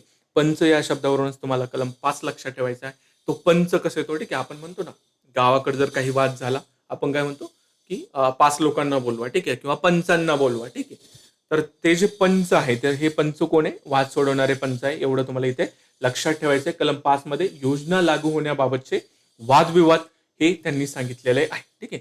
जर असा प्रश्न किंवा वाद निर्माण झाला, की एखादी योजना विशिष्ट वर्गातील असुरक्षित कामगारांना किंवा मालकांना लागू होते का नाही, तर तो विषय राज्य सरकारकडे पाठवलाच आहे. ठीक आहे. म्हणजेच काय? इथं जर कन्फ्युजन असेल, की एखादी योजना लागू होते की नाही, तर कोण? डॉन बोलते डॉन. ठीक आहे. बॉस कोण आहे? राज्य सरकार. त्यांच्याकडे ते पाठवणार आहे आणि तेच ठरवणार आहे. ठीक आहे. अंतिम निर्णय काय सांगतात ते? कलम 14 अंतर्गत स्थापन केलेल्या सल्लागार समितीशी चर्चा केल्यानंतर राज्य सरकार जो निर्णय घेईल तो अंतिम असेल. त्या निर्णयाला कुठंही आव्हान देता येणार नाही. जिथं-जिथं राज्य सरकार आहे, तिथं-तिथं ते स्वतः निर्णय घेतील. चर्चा कोणासोबत करणार? हुशार लोकांसोबत करणार, जे की कलम 14 मध्ये सल्लागार समितीमध्ये बसलेले आहेत आणि हे राज्य सरकार जो निर्णय घेईल तो अंतिम असणार आहे. हे आपण कलम 5 मध्ये बघितलं. कलम 5 मध्ये काय बघितलं? कलम 3 मध्ये योजना बघितली. 4 मध्ये आपण त्या योजनेमध्ये बदल बघितले. ठीक आहे. 5 मध्ये त्या योजनेबद्दल काही जर वादविवाद असेल, त्याच्यासाठी पंच येतात. ठीक आहे. ते पंच येतात. ठीक आहे. पंच कोणी? राज्य सरकार इथं अंतिम निर्णय घेणार आहे. चर्चा कोणासोबत करणार आहे? कलम 14 मधल्या ॲडवायझरी कमिटी सोबत ते काय करणार आहे? चर्चा करणार आहे. ठीक आहे. आता एक बाब लक्षात घ्या. हे जर वादविवाद झाले किंवा कामगारांचं जे आपण वेलफेअर बघितलं, याच्यासाठी हा जो पंच आहे, ठीक आहे, हा जो बॉस आहे, राज्य सरकार, याला एवढंच एक काम आहे का रे? नाही, याला इतरही काम आहे. हा नेहमी इथं येऊ शकतो का यांचे वादविवाद सोडवायला, कामगारांचं वेलफेअर मेजर्स चेक करायला? नाही. मग तो काय करणार? तो त्याची एक बॉडी नेमणार आहे. ती बॉडी त्याने कलम 6 मध्ये सांगितली. म्हणजे काय? तो तिथं एक ऑर्गनायझेशन, एका बॉडीची तिथं तो स्थापना करतो. त्यालाच आपण काय म्हणतो? बोर्ड. त्यालाच आपण काय म्हणतो? मंडळ म्हणतो. आणि तेच त्यांनी काय केलं? पुढच्या कलमामध्ये म्हणजे कलम 6 मध्ये माथाडी मंडळाची स्थापना याच्यामध्ये त्यांनी सांगितली. आता परत एकदा, या माथाडी मंडळाची स्थापना कोण करणार आहे रे? बॉस करणार आहे. कोण करणार आहे? डॉन बोलते डॉन करणार आहे. कोण आहे इकडे आपला डॉन? राज्य सरकार आपला डॉन आहे. राज्य सरकार आपला बॉस आहे. राज्य सरकार या मंडळाची स्थापना करणार आहे. कलम 6 अंतर्गत ही स्थापना करणार आहे. हे कलम 6 आपण डेफिनेशनमध्ये सुद्धा बघितलं होतं. हे पाठ करायचं. लॉजिकली सुद्धा लक्षात ठेवायचं, की कलम 5 मध्ये पंचवाद सोडवायला येतो. तो वारंवार येऊ शकत नाही. त्याच्यामुळे तो काय करतो? तिथं कोणाची तरी नेमणूक करतो. ज्या बॉडीची नेमणूक करतो त्याला बोर्ड किंवा मंडळ म्हणलं जातं आणि त्या मंडळाची नेमणूक ही कलम 6 अंतर्गत कोण करतं? बॉस करतं, राज्य सरकार करतं, गॅझेटमध्ये अधिसूचना काढून. ठीक आहे. ही झाली टेक्निकल भाषा. गॅझेटमध्ये अधिसूचना काढून कोण करतं? राज्य सरकार करतं. एवढं तुम्हाला पाठ करावं लागतं. ठीक आहे. राज्य सरकार गॅझेटमध्ये अधिसूचना काढून कोणत्याही क्षेत्रातील अनुसूचित रोजगारासाठी एका विशिष्ट नावाने मंडळ स्थापन करू शकते. वेगवेगळ्या कामांसाठी किंवा वेगवेगळ्या क्षेत्रांसाठी एक किंवा अधिक मंडळे स्थापन केली जाऊ शकतात आणि याच्यामध्ये अपवाद त्यांनी सांगितला. बृहन्मुंबई क्षेत्रासाठी स्थापन केलेलं मंडळ हे कलम 1(4)A मधील तक्त्यात नमूद केलेल्या क्षेत्रांसाठी आणि कामांसाठी देखील स्थापन झाले असल्याचं मानलं जाईल. ठीक आहे. अपवाद जास्त महत्वाचा नाहीये. कलम 6 मध्ये मंडळाची स्थापना केली जाते. त्या मंडळाची स्थापना बॉस करतो. बॉस म्हणजे राज्य सरकार करतं. आता कलम 6चं जे उपकलम 2 आहे त्याच्यामध्ये त्यांनी काय सांगितलं? या मंडळाचं स्वरूप सांगितलं. ते कायदेशीर स्वरूपाचं असणार आहे. कायद्याद्वारे त्याची स्थापना झाली ना, ठीक आहे. तर त्याला एक संस्थात्मक निकाय असं मानलं जाणार आहे. बॉडी कॉर्पोरेट मानलं जाणार आहे. त्याचा शाश्वत उत्तराधिकार असणार आहे. म्हणजे काय? व्यक्ती बदलल्या तरी मंडळ कायम राहतं. ठीक आहे. मंडळाचा स्वतःचा एक अधिकृत शिक्का असणार आहे. ठीक आहे. मंडळ स्वतःच्या नावानं मालमत्ता खरेदी करू शकतं, त्याला बाळगू शकतो, त्याला विकू शकतो किंवा करार करण्याचा सुद्धा अधिकार या मंडळाला आहे. मंडळ स्वतःच्या नावानं कोर्टात खटला भरू शकतं किंवा इतर कोणी मंडळावर खटला भरू शकतं. ठीक आहे. म्हणजेच काय? कामगार म्हणा, मालक म्हणा या मंडळावरती खटला भरू शकतं आणि मंडळ सुद्धा स्वतःच्या नावानं इतरांविरुद्ध कोर्टामध्ये खटला भरू शकतो. हे सर्व जे प्रोव्हिजन आहे 1, 2, 3, 4 ठीक आहे. हे परपेच्युअल सक्सेशन, कॉमन सेल, खटला भरणं, कॉन्ट्रॅक्ट ठीक आहे. हे सर्व याचा अर्थ काय होतो? फक्त एकच बाब लक्षात ठेवायचं, की मंडळ काय? बॉडी कॉर्पोरेट आहे. ठीक आहे. एवढंच लक्षात ठेवायचं. बाकी ह्या बट ऑब्वियस बाबी आहे. पुढे सदस्यांचं नामांकन. आता हे जे मंडळ आहे, तर हे मंडळ आपण कशासाठी नेमलंय तिथं? कामगारांच्या वेलफेअरसाठी निवडलं. ठीक आहे. आता जर आपण हा टॉपिक बघतोय, ठीक आहे.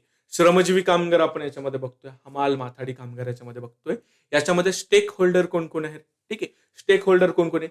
पहिलं तर तुमचा अनप्रोटेक्टेड वर्कर येतो, असुरक्षित कामगार येतो. ठीक आहे. त्याच्यानंतर मालक येतात, त्याच्यानंतर राज्य सरकार. हे 3 महत्वाच्या बॉडी आपण याच्यामध्ये बघितलेल्या आहेत. ठीक आहे. मग हे जे मंडळ असणार आहे तुमचं, या मंडळामध्ये जर मी फक्त एकच व्यक्ती ठेवला, म्हणजे फक्त मालक ठेवला किंवा फक्त असुरक्षित कामगार ठेवला किंवा फक्त राज्य सरकार ठेवला, तर हे मंडळ प्रॉपरली वर्क करेल का रे? नाही.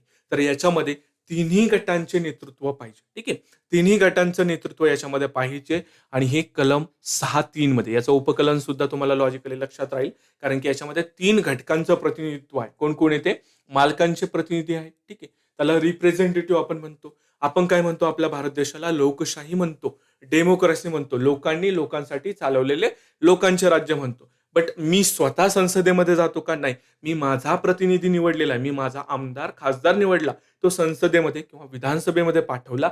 ते तिथं मला रिप्रेझेंट करतात. त्या स्वरूपामध्ये इथं सर्वच्या सर्व मालक जाणार आहे का? नाही. 100 मालक मिळून ठरवतील, की हे 5 लोक आमचं प्रतिनिधित्व करतील आणि ते या बोर्डामध्ये असतील. ठीक आहे. तसंच असुरक्षित कामगार यांची संख्या लाखोमध्ये असू शकते. सर्वच्या सर्व लाखो कामगार तिथं जाणार आहे का? नाही. हे सुद्धा ठरवतील. आमच्या लाख कामगारामधून आम्ही हे 5 लोक ठरवतो आमचे प्रतिनिधी. हे आमचं प्रतिनिधित्व इथं करतील. ठीक आहे. त्याच्यानंतर राज्य सरकारला सुद्धा रोज उठून हेच काम आहे का? नाही. ते सुद्धा काय करणार आहे? त्यांचे प्रतिनिधी इथं पाठवणार आहे. ठीक आहे. आता हे जे 3 लोक आहे, हे 3 लोक आहे, यांची जी संख्या जी मंडळामध्ये असणार आहे, तर त्याच्यामध्ये काहीतरी रेशो पाहिजे. नाहीतर यांच्यामध्ये भांडणं होतील. मी जर म्हणलं तुम्हाला मालकांचे प्रतिनिधी आपण इथं 50 पकडले आणि कामगारांचे इथं प्रतिनिधी जर 5 पकडले, तर याच्यामध्ये निकाल लागू शकतो का? समजा वाद झाला काय? ठीक आहे. आणि मी जर म्हणलं याच्यावरती आपण जनमत घेऊ. ठीक आहे. आपण याच्यावरती मतदान घेऊ. ठीक आहे. तर मग ऑल्वेज तुमचे मालक निवडून येणार आहे. ठीक आहे. किंवा याच्यामध्ये उलटं जर असलं, की कामगारांचे प्रतिनिधी जास्त असेल, मालकांचे कमी असेल, तर याच्यामध्ये एक बायस निर्माण होऊ शकतो. त्याच्यासाठी त्यांनी काय सांगितलं? हे जे 2 गट आहे, हे जे 2 गट आहे यांचे जे प्रतिनिधी असेल, तर यांची जी संख्या असेल ती काय असणार आहे? समान असणार आहे. ठीक आहे. लॉजिकली लक्षात ठेवायचा प्रयत्न करा. मी जे सांगतोय ती बाब लक्षात ठेवायचा प्रयत्न करा. लॉजिकली लक्षात ठेवायचा प्रयत्न करा. ठीक आहे. दोघांची संख्या का समान असणार आहे? ठीक आहे. ते मी आता तुम्हाला सांगितलं. आणि हे जे राज्य सरकार असणार आहे, हे राज्य सरकारचे जे प्रतिनिधी असणार आहे, त्यांची संख्या ही मालक आणि कामगारांच्या एकूण प्रतिनिधींच्या 1/3 पेक्षा जास्त असणार नाहीये. हा आकडा इथं तुम्हाला पाठ करायचा आहे. हा आकडा आपण जेव्हा बघतो म्हणजे हे जे 3 गट आहे, मालकांचे प्रतिनिधी, असुरक्षित कामगारांचे प्रतिनिधी आणि राज्य सरकारचे प्रतिनिधी, हे तुम्हाला सल्लागार मंडळ जे आहे, ठीक आहे, ॲडवायझरी कमिटी जी आहे कलम 14 मधली, तिथं सुद्धा बघायला भेटेल. बट तिथं हे जे राज्य सरकारचे प्रतिनिधी आहे, तिथं हा आकडा 1/4 आहे. तो आपण तिकडे सुद्धा पाठ करू. बट इथं सुद्धा ते कलम 14 लिहायचं आणि तिथं हे राज्य सरकारचे प्रतिनिधी 1/4 लिहून ठेवायचं, जेणेकरून तुम्हाला ते कंपॅरेटिव्हली लक्षात राहणार आहे. ठीक आहे. आता पुढची बाब अशी आहे, याच्यामध्ये किती जण आहे? 3 जण. मालक, असुरक्षित कामगार, राज्य सरकार. मी काय सांगितलं? बॉस कोण आहे? राज्य सरकार. जिथं-जिथं, ज्या ऑर्गनायझेशनमध्ये, इन्स्टिट्यूशनमध्ये किंवा मग समितीमध्ये पॉलिटिकल फिगर असते, ठीक आहे, राजकीय व्यक्ती असते, आमदार, खासदार, मंत्री, तर त्याचं जे अध्यक्षपद असतं तर ते त्या व्यक्तीकडे असतं. का? कारण की लोकांचं प्रतिनिधी ते राज्य सरकार म्हणा किंवा ती राजकीय व्यक्ती करत असते, म्हणून त्याला तो मान इथे दिला जातो. 6-5 मध्ये तेच सांगतात, या मंडळाचा अध्यक्ष कोण असणार आहे? तो मंडळाचा अध्यक्ष हा राज्य सरकारच्या प्रतिनिधित्व करणाऱ्या सदस्यामधूनच निवडला जाईल आणि त्याची नियुक्ती कोण करणार आहे? डॉन बोलते डॉन, राज्य सरकार करणार आहे. लॉजिकली लक्षात ठेवायचं, जर पॉलिटिकल फिगर त्या समितीमध्ये असेल तर त्याचं अध्यक्षपद बाय डिफॉल्ट त्याच्याकडे जायला हवं. ठीक आहे. का? आपण त्याला तेवढा मान देतो. ठीक आहे. पुढे आहे नावांची प्रसिद्धी. अध्यक्षांसह मंडळाच्या सर्व सदस्यांचे नामांकन पूर्ण झाल्यावर राज्य सरकार त्यांच्या नावांची यादी अधिकृत गॅझेटमध्ये प्रसिद्ध करेल. बोलबच्चन बाबे. कार्यकाळ काय सांगितला? त्यांनी एक्झॅक्टली इथं 5 वर्ष, 6 वर्ष असा कार्यकाळ नाही सांगितला. त्यांनी काय सांगितलं? मंडळांच्या सदस्यांचा कार्यकाळ म्हणजे टर्म ऑफ ऑफिस नियमांद्वारे विहित केल्याप्रमाणे असेल. ठीक आहे. म्हणजे नियमांद्वारे ते सांगणारे. आता याचा एक अर्थ असा पण निघतो ना, की ते प्लेजर ऑफ स्टेट गव्हर्नमेंट म्हणजे राज्य सरकारच्या मर्जीनुसार ते त्या मंडळामध्ये बसलेले आहे, असा सुद्धा त्याचा अर्थ निघतो. हे जे आहे प्लेजर ऑफ स्टेट गव्हर्नमेंट, आपण पुढच्या कलमामध्ये बघणार आहोत. इथं 6-7 मध्ये काय लक्षात ठेवायचं? नियमांद्वारे विहित केल्याप्रमाणे काय असणार आहे? त्यांची टर्म असणार आहे. इथं विशिष्ट त्यांनी 5 वर्ष, 6 वर्ष, 7 वर्ष असं मेन्शन केलं का? नाही. म्हणजे 5 वर्ष लिहायचं किंवा कोणताही आकडा असेल तर त्याला अशी इथं फुली मारून ठेवायची. म्हणजेच काय? निगेटिव्ह ऑप्शन सुद्धा आपण पाठ करतो. ठीक आहे. 6-7 मध्ये त्यांनी भत्ते सांगितले. हे आपण खाजगी सुरक्षा रक्षकाचा कायदा बघितला होता. त्याच्यामध्ये सुद्धा बघितलं होतं, की त्यांना सरकारी सदस्य वगळता इतर प्रत्येक सदस्याला मंडळाच्या बैठकींना उपस्थित राहण्यासाठी मंडळाच्या निधीतून विहित दरानं प्रवास भत्ता आणि दैनिक भत्ता दिला जातो. हे दोन्ही भत्ते आपण तिकडे सुद्धा बघितले होते. आणि बैठकांची पद्धत, ठीक आहे, ही कोण ठरवणार आहे? राज्य सरकार ठरवणार आहे. हे 6-8 मध्ये त्यांनी सांगितलं. ठीक आहे. ह्या बाबी कलम 6 तुम्हाला लक्षात आलं पाहिजे. एकदा रिवाइज करून घ्या.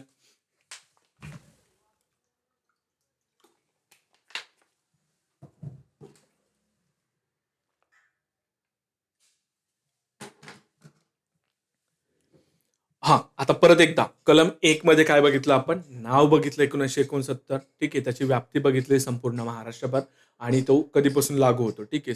राज्य सरकार गॅझेटद्वारे ते प्रसिद्ध करतं. ठीक आहे. 2 मध्ये डेफिनेशन बघितलं. संकल्पनात्मक बाबी आपण त्याच्यामध्ये बघितल्या. कलम 6 मंडळ पाठ करायचं. कलम 14 ॲडवायझरी कमिटी. कलम 15 मध्ये निरीक्षक. हे आपण डेफिनेशन मधले कलम सुद्धा पाठ केले. कलम 3 मध्ये राज्य सरकार योजना तयार करणारे. ठीक आहे. त्या योजनेमध्ये काय-काय बाबी असतात त्या बघितल्या. त्याच्यानंतर त्या योजनेमध्ये कालांतराने काहीतरी बदल करावा लागेल. काही बाबी रद्द कराव्या लागतील त्या आपण कलम 4 मध्ये बघितल्या.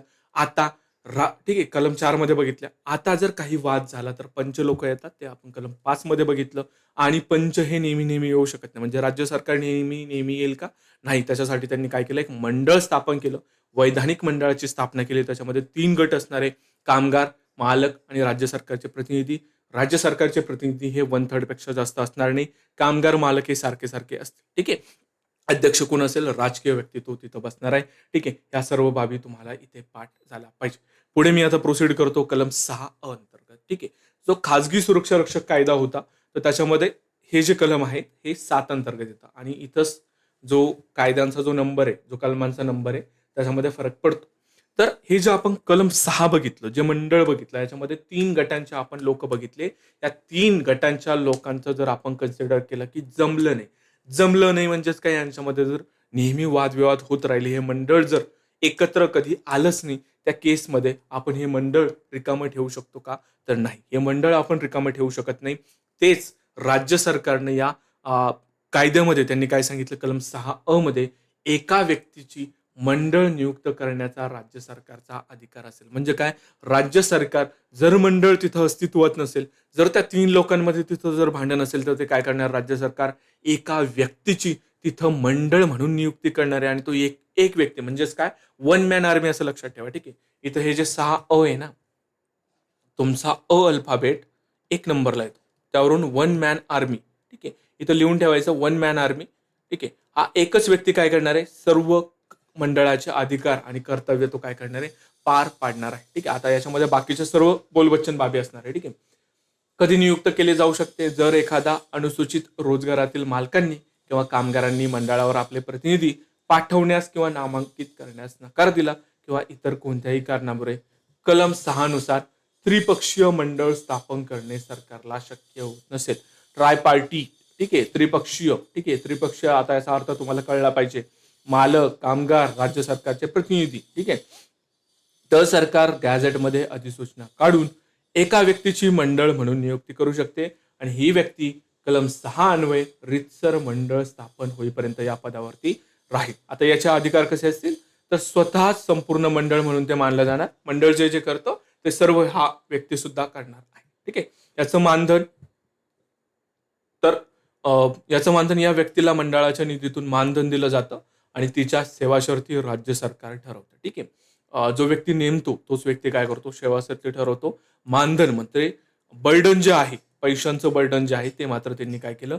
मंडळाच्या निधी टाकलेलं आहे. ठीक आहे. काम कोणासाठी करतोय? तो मंडळासाठी काम करतोय. मग पगार सुद्धा कोणी केला पाहिजे? मंडळाच्या निधीतून त्याचा पगार व्हायला काही हरकत आहे का? बिलकुल नाही. ठीक आहे.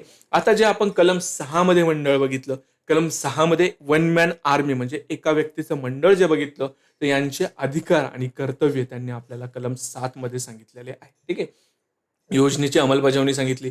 मंडळावर योजनेचा प्रशासन आणि व्यवस्थापन करण्याची मुख्य जबाबदारी असेल. योजनेद्वारे मंडळाला जे अधिकार आणि कार्य सोपवले जातील त्यांचा वापर आणि अंमलबजावणी मंडळ करेल. हे बोलबच्चन योजनेची अंमलबजावणी आणि आवश्यक उपाययोजना, दोन्ही बोलबच्चन गोष्टी वाचून घ्यायच्या. पाठ काय करायचं? हे जे मंडळ आहे याचं कर्तव्य काय?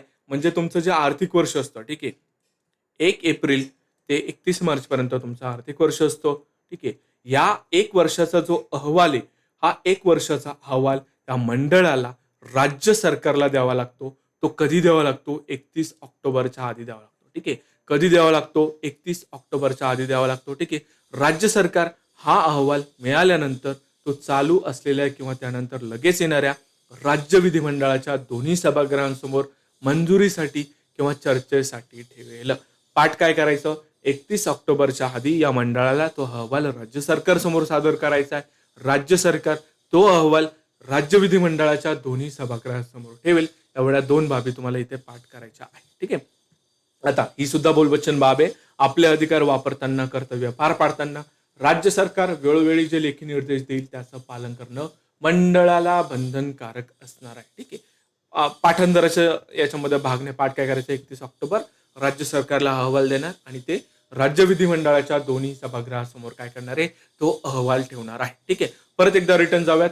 कलम 1. ठीक आहे. आठवतं आता, त्याचं नाव आठवेल, व्याप्ती आठवेल, कधीपासून लागू झालं ते आठवेल. 2 मध्ये डेफिनेशन आपण बघितलं, 3 मध्ये योजना बघितली, त्या योजनेमध्ये बदल केला आपण. कलम 4 मध्ये वाद झाला, वाद सोडवायला पंच आले. कलम 5 मध्ये, 6 मध्ये आपण मंडळ बघितलं. 6A मध्ये आपण एका व्यक्तीचं मंडळ बघितलं. 7 मध्ये त्या मंडळाच्या अधिकार बघितले. आता 6 मध्ये आपण जे मंडळ बघितलं, तो मंडळामध्ये 3 गटाचे नेतृत्व होते. ठीक आहे. ते प्रतिनिधी होते.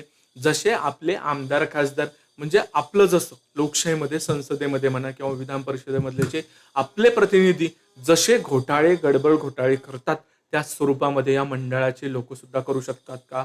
तर करू शकतात. त्यासाठीच त्यांनी कलम 8 मध्ये काय सांगितलं? हिशोब आणि लेखापरीक्षण सांगितलं. अकाउंट आणि ऑडिट त्यांनी कलम 8 मध्ये सांगितलं. कसं लक्षात ठेवायचं? कलम 8 ला जर मी इंग्रजीमध्ये असं लिहिलं आणि त्या कलम 8 ला जर मी आडवं केलं, तर इथं तुम्हाला चष्म्यासारखं दिसतं, ठीक आहे. गांधीजीचा जो चष्मा होता स्वच्छ भारत मिशनचा, त्या स्वरूपाचं तुम्हाला काहीतरी दिसेल, ठीक आहे. तर तो चष्मा आठवायचा.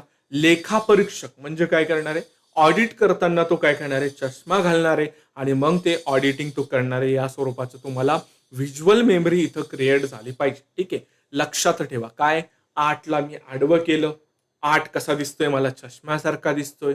तो लेखापरीक्षक काय करतो? चष्मा घालतो आणि मग त्याच्यानंतर काय करतो? तो रजिस्टर चेक करतो, अकाउंट चेक करतो, तो ऑडिट करतो. या स्वरूपाचं तुम्हाला कलम 8 इथं लक्षात ठेवायचं आहे. म्हणजेच काय? हे ऑडिट, ठीक आहे.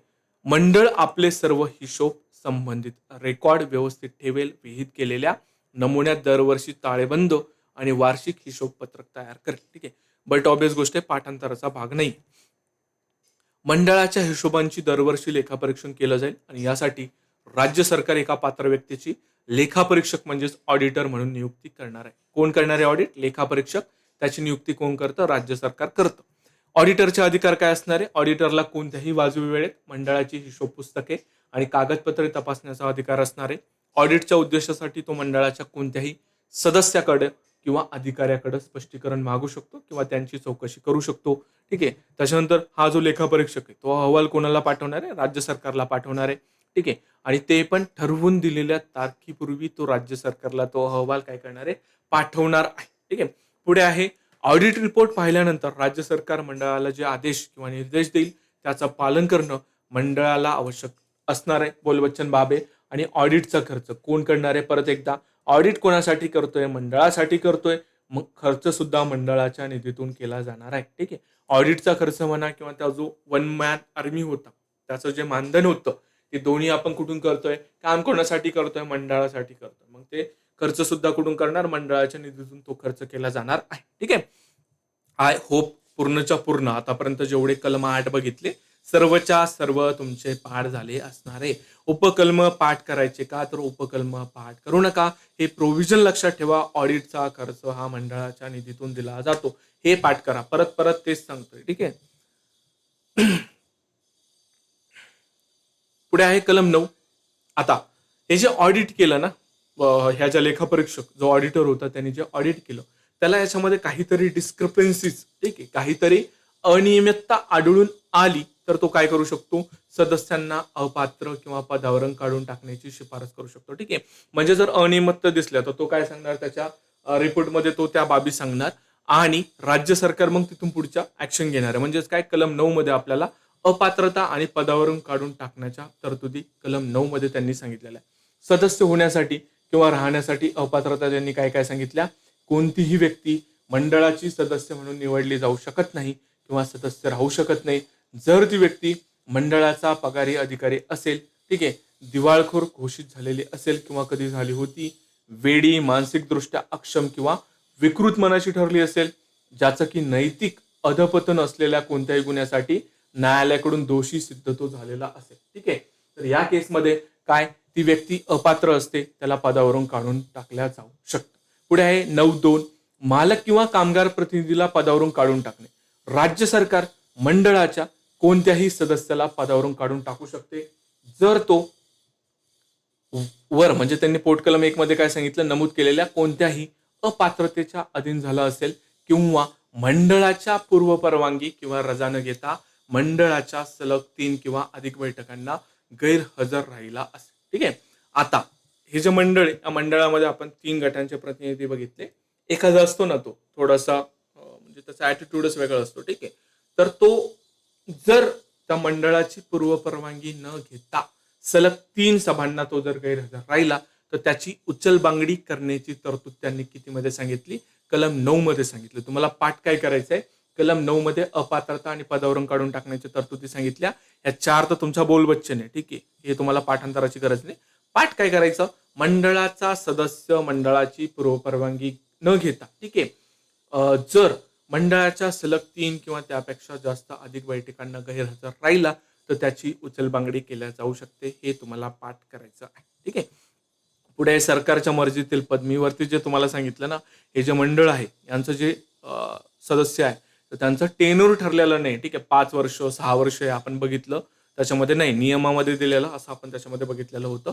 तर तेच सांगतात ते कलम 6 मधील कार्यकाळाच्या नियमांना अपवाद म्हणून मंडळाचे सर्व सदस्य अध्यक्षांसहित राज्य सरकारच्या मर्जी असेपर्यंतच पदावरती राहू शकतात. ठीक आहे. प्लेजर ऑफ स्टेट गव्हर्नमेंट, बस एवढंच लक्षात ठेवा. पुढे आहे, आता आपण कलम 8 मध्ये ऑडिट बघितलं, 9 मध्ये काय बघितलं, अपात्रता किंवा रिमूव्हल बघितलं. आता असं पण होऊ शकतो ना, मंडळाचा एखादा सदस्य आणि त्याला बोर झालं, तो म्हणला मला इथं राहायचंच नाही, मला राजीनामा द्यायचा. मग तो कोणाला राजीनामा देईल? तर तो राजीनामा कोणाला देणार आहे? राज्य सरकारला संबोधित करून तो काय करणार आहे? लेखी राजीनामा देऊ शकतो. हे तुम्हाला लक्षात ठेवायचं. म्हणजेच काय, 10, ठीक आहे, 10ला आपण 10 म्हणतो. 10 म्हणजेच तो काय म्हणतो, बस झाला आता, मला इथं काम नाही करायचंय, इनफ झाला आता, मी राजीनामा देतोय. हे कशामध्ये सांगितलं त्यांनी? कलम 10 मध्ये सदस्याचा राजीनामा सांगितला. कुणाला देतो? राज्य सरकारला लेखी स्वरूपामध्ये तो राजीनामा देतो आणि राज्य सरकारनं त्याचा राजीनामा मंजूर किंवा स्वीकार केल्यानंतरच त्याचं पद हे रिकामं होत असतं. हे सर्वांच्या बाबतीत तसंच लागू होतं. म्हणजे जे पण सरकारचे हे असतात अधिकारी, सिव्हिल सर्वंट असतात, तर त्यांच्यासाठी या तरतुदी आहेत. पुढे आहे कलम 11. ठीक आहे. आता आपण कलम 9 मध्ये डिस्क्वालिफिकेशन रिमूव्हल बघितलं. कलम 10 मध्ये सदस्य राजीनामा देऊ शकतो. म्हणजेच काय, वॅकेन्सी तुमच्या मंडळामध्ये क्रिएट झालेली आहे. ठीक आहे.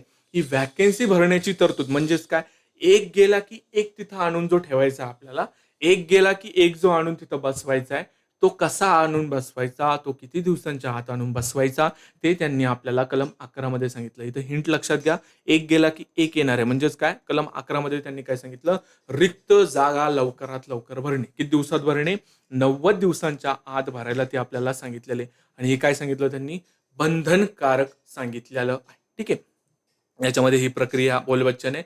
मृत्यू, राजीनामा, अपात्रता किंवा पदावरून काढून टाकल्यामुळं जर मंडळातील एखादं पद रिकामं झालं तर मंडळ तात्काळ ही माहिती कोणाला देणार आहे? राज्य सरकारला देणार आहे. आणि 90 दिवसांच्या आत ते भरणं बंधनकारक आहे. आणि नवीन सदस्याचा कार्यकाळ किती असणार आहे? समजा कलम 10 अंतर्गत एखाद्या सदस्याने 3 वर्ष तिथं तो सदस्य होता. ठीक आहे. 3 वर्ष तो सदस्य होता. टोटल टेन्युअर किती होता? 5 वर्षांचा होता. मग जो नवीन येतो, जो न्यू येतो, त्याचा किती टेन्युअर असणार आहे? फक्त 2 वर्षांचा असणार आहे. म्हणजे काय, उर्वरित कालावधी तो तिथे असणार आहे, त्या मंडळामध्ये सदस्य असणार आहे. ही बाब तुम्हाला लक्षात घ्यायची. ठीक आहे. हा पाठ करायचा. उर्वरित काळासाठीच तो ते पद सांभाळणार, हेच पाठ करायचं. या शब्दांमध्ये ते पाठ करायचं. ठीक आहे. पुढे अपवाद सांगतात ते, पद रिकामं असलं तरी मंडळात शिल्लक असलेले चालू सदस्य आपले कामकाज नियमितपणे सुरू ठेवू शकतात. जागा रिक्त आहे म्हणून मंडळाचे निर्णय बेकायदेशीर ठरणार नाही. ठीक आहे.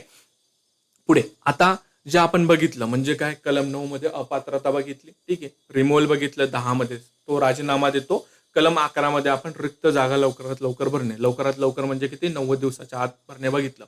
आता या केसमध्ये जर मंडळामध्ये एखादा व्यक्ती नव्हता, त्याची वॅकन्सी होती, तर असं ऑब्जेक्शन घेतलं जाऊ शकतं का?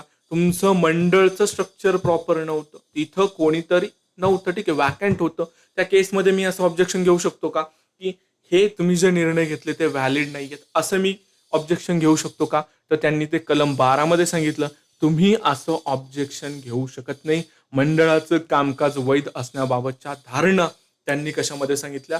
प्रिझ्युम. ठीक आहे. प्रिझ्युम हा शब्द त्यांनी त्याच्यामध्ये वापरला.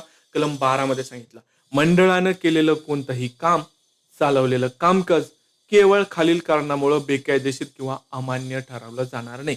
कोणकोणते कारणे? मंडळातील सदस्याचं एखादं पद रिक्त असणं किंवा मंडळाच्या स्थापनेमध्ये किंवा रचनेमध्ये एखादी त्रुटी होती. ठीक आहे. या कारणामुळे मंडळाचं कामकाज अवैध ठरवल्या जाणार नाही, हे त्यांनी कलम 12 मध्ये सांगितलं. फ्लो लक्षात येतोय का तुम्हाला? फ्लो लक्षात आलाच पाहिजे. ठीक आहे. पुढे कलम 13 मध्ये काय सांगतात ते, मालक आणि असुरक्षित कामगारांकडून येणे असलेल्या रक्कमा निश्चित करणे, डिटर्मिनेशन ऑफ मनीज ड्यू, हे त्यांनी कशामध्ये सांगितलं? कलम 13 मध्ये सांगितलं. या कायद्याअंतर्गत किंवा योजनेअंतर्गत कोणत्याही मालकाकडून किंवा असुरक्षित कामगाराकडून किती रक्कम येणं बाकी आहे हे निश्चित करण्याचा अधिकार मंडळाला किंवा मंडळाने अधिकृत केलेल्या अधिकाऱ्याला असणार आहे. आणि ही रक्कम ठरवण्यासाठी मंडळ किंवा तो अधिकारी आवश्यक वाटेल अशी चौकशी करू शकतो. हे अधिकार त्याला बाय डिफॉल्ट भेटायला पाहिजे. कलम 13 कसं पाठ करायचं? 13 हिस्सा या अनुषंगाने ते लक्षात ठेवायचं आणि हिस्सावरून तुमचा मनी ड्यूज या अनुषंगाने तुम्हाला ते लक्षात ठेवायचं आहे. पुढे चौकशी करणाऱ्या अधिकाऱ्याचे अधिकार कसे असणार आहे? तर त्याला दिवाणी अधिकार याच्यामध्ये भेटणार आहे. ठीक आहे. चौकशीसाठी मंडळ किंवा संबंधित अधिकाऱ्याला दिवाणी प्रक्रिया संहिता 1908, कोड ऑफ सिव्हिल प्रोसिजर 1908 अंतर्गत दिवाणी न्यायालयाला खटल्याच्या सुनावणीसाठी असणारे खालील अधिकार प्राप्त असतील. कोणकोणते येते? कोणत्याही व्यक्तीला हजर राहण्यासाठी सक्ती करणं, त्याची सत्तेवरती साक्ष घेणं, संबंधित कागदपत्र शोधून ती न्यायालयासमोर सादर करायला लावणं, प्रतिज्ञापत्रावरती पुरावा स्वीकारणं, साक्षीदारांच्या तपासणीसाठी कमिशन जारी करणं. ठीक आहे. आणि ही चौकशी भारतीय दंड संहितेच्या कलम 193, 96, 228च्या अंतर्गत काय असणार आहे, एक न्यायालयीन कामकाज म्हणजेच काय ज्युडिशियल प्रोसिडिंग अशी मानली जाणार आहे. ठीक आहे. कलम 13 कशा संदर्भात आहे, 13 हिस्सा या अनुषंगाने लक्षात ठेवा. ज्युडिशियल प्रोसिडिंग आहे ती, आणि त्याच्यामध्ये सिव्हिल प्रोसिजर कोड सुद्धा आहे 1908चा, त्या अंतर्गत त्याला दिवाणी न्यायालयाचे अधिकार आहे. पुढे आता ही जी कारवाई करणार आहे, तर समोरच्याची बाजू ऐकून घेणं किंवा समोरच्याला बाजू मांडण्याची संधी देणं हा तुमचं नैसर्गिक न्यायाचं तत्व असतं. हे त्यांनी 13(3) मध्ये एक्सप्लेन केलंय. ठीक आहे. जोपर्यंत संबंधित मालकाला किंवा असुरक्षित कामगाराला त्याची बाजू मांडण्याची वाजवी संधी दिली जात नाही, तोपर्यंत त्याच्या विरुद्ध थकबाकी निश्चित करण्याचा कोणताही आदेश जारी केला जाणार नाही, हे त्यांनी 13(3) मध्ये सांगितलेलं आहे. पुढे आहे आदेशाची अंतिम वैधता. ठीक आहे. या कलमांतर्गत मंडळानं किंवा अधिकाऱ्यानं दिलेला आदेश अंतिम असेल आणि त्याला कोणत्याही न्यायालयामध्ये आव्हान देता येणार नाही, हे त्यांनी 13(4) मध्ये सांगितलेलं. म्हणजेच काय, इथं त्या मंडळाचा किंवा त्या मंडळाच्या अधिकाऱ्याचा जो पण आदेश असतो तो फायनल असतो, हे तुम्हाला लक्षात ठेवायचं आहे. पुढे आता जी थकबाकी असते ती कशी वसूल केली जाते, जी थकबाकी आहे ती कशी वसूल केली जाणार आहे, तर जमीन महसुलाची थकबाकी म्हणून ती वसूल केली जाणार आहे. हा कीवर्ड काय सांगतो, ही जी जमीन महसुलाची थकबाकी आहे ही वसूल करायला मोठे अधिकारी येतात, जिल्हाधिकारी, तहसीलदार यांच्यासारखे अधिकारी येतात. आणि हे मोठे अधिकारी काय येतात, कारण की त्यांना जप्ती करायची असते. जमीन महसुलाची थकबाकी हा कीवर्ड तुम्हाला इथे लक्षात ठेवायचा आहे. याप्रमाणे तिथं ती थकबाकी वसूल केली जाते, हे त्यांनी 13(5) मध्ये सांगितलेलं आहे. ठीक आहे. 13 कलम सुद्धा तुम्हाला लक्षात ठेवायचं, 13 हिस्सा या अनुषंगाने ते पाठ झालं पाहिजे.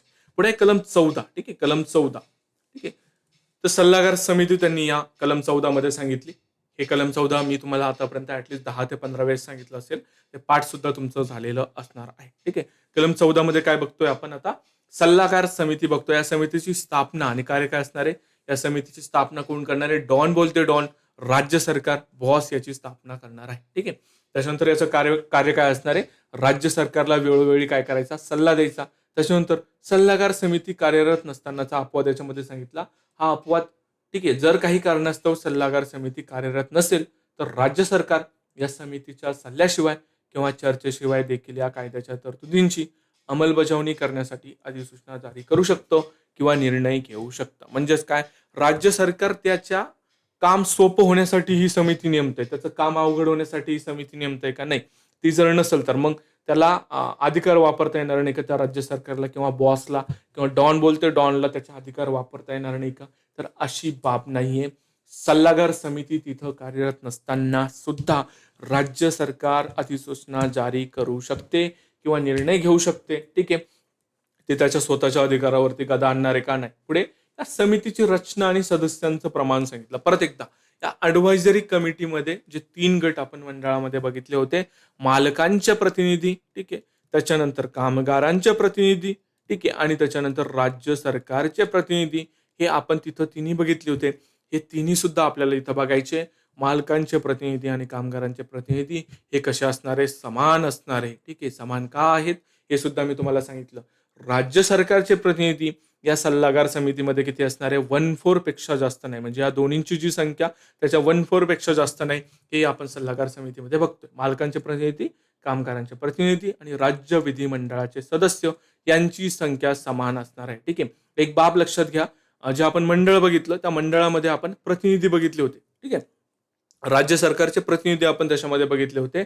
बट इथं या सल्लागार समितीमध्ये राज्य विधिमंडळाचे सदस्य म्हणजे आमदार त्यांनी सांगितलेलं, या दोन्हीतला फरक तुम्हाला करता आला पाहिजे. आणि इथं त्यांनी काय सांगितलं, राज्य सरकारचे स्वतःचे प्रतिनिधी हे एकूण सदस्य संख्येच्या 1/4 पेक्षा जास्त असणार नाही, हे सुद्धा तुम्हाला लक्षात ठेवायचे. बोर्डामध्ये आपण हे 1/3 बघितलं होतं. कलम 6 तुम्हाला इथे सुद्धा नमूद करून ठेवायचं आहे. ठीक आहे. एकदा चेक करतो आवाज येतोय का नाही. येतोय, आवाज येतोय. ठीक आहे. हा, परत एकदा, आता या सल्लागार समितीचा अध्यक्ष कोण असणार आहे, तर बॉस. कोण असणार आहे, बॉस. राजकीय व्यक्ती आहे ना रे तिथं, राज्य विधिमंडळाचे सदस्य आहेत ना तिथं, मग तोच त्या समितीचा अध्यक्ष असायला हवा. ठीक आहे, मी तुम्हाला सांगितलंय त्याला तो बहुमान दिला जातो. ठीक आहे, समितीचा अध्यक्ष हा राज्य सरकारचे प्रतिनिधित्व करणाऱ्या सदस्यांपैकी एक असेल, ज्याची निवड कोण करणार आहे? राज्य सरकार करतं. ठीक आहे, पुढे नावांची प्रसिद्धी बोलबच्चन आहे, बैठकांची कार्यपद्धती बोलबच्चन आहे. आता याच्यामध्ये एक बाब लक्षात घ्या, मंडळामध्ये कलम 6 आपण जेव्हा बघत होतो, तर त्या सदस्यांचा टेन्यूर त्यांनी नियमामध्ये जे मेन्शन असेल त्याप्रमाणे सांगितलं, म्हणजे एक्झॅक्टली सांगितलं नाही, बट त्यांनी इथं आपल्याला जे ॲडवायझरी कमिटी आहे, तर त्यांच्या जे मेंबर आहे, जे सदस्य आहे, त्यांचा जो कार्यकाळ आहे तो त्यांनी आपल्याला एक्झॅक्टली सांगितला. सरकारी सदस्य वगळता इतर सदस्यांचा कार्यकाळ गॅझेटमध्ये नावे प्रसिद्ध झाल्यापासून 5 वर्षाचा असणार आहे. किती? 5 वर्षाचा. हा आकडा पाठ करायचा. दोन्हीमध्ये परत तुम्हाला डिफरन्शिएट करता सुद्धा आलं पाहिजे. हे सदस्य देखील सरकारच्या मर्जी असेपर्यंतच काय करतात? पद धारण करतात. जरी त्यांना 5 वर्षाची टेन्यूर असेल तरी सुद्धा राज्य सरकारच्या मर्जीपर्यंतच ते पद धारण करतात.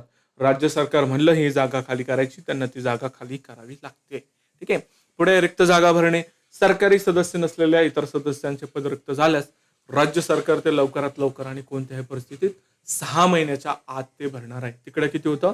90 दिवसाच्या आत त्यांना ते भरायचं होतं. इकडे किती? 6 महिन्याच्या आत. हे 90 दिवस कलम 6 सुद्धा तुम्हाला इथं मेन्शन करून ठेवायचं, जेणेकरून तुम्हाला ते जास्त कन्फ्यूज होणार नाही. पुढे भत्ते, यांना सुद्धा सारखेच भत्ते, प्रवास भत्ता आणि दैनिक भत्ता याच्यामध्ये काय केला जातो? दिला जातो. ठीक आहे. कलम 14 पर्यंत आपण बघितलं. एकदा रिव्हिजन करून घ्या पूर्ण कलम 14 पर्यंत. परत परत परत परत त्याच बाबी जर केल्या तर त्या बाबी तुमच्या पाठ होत असतात. ठीक आहे.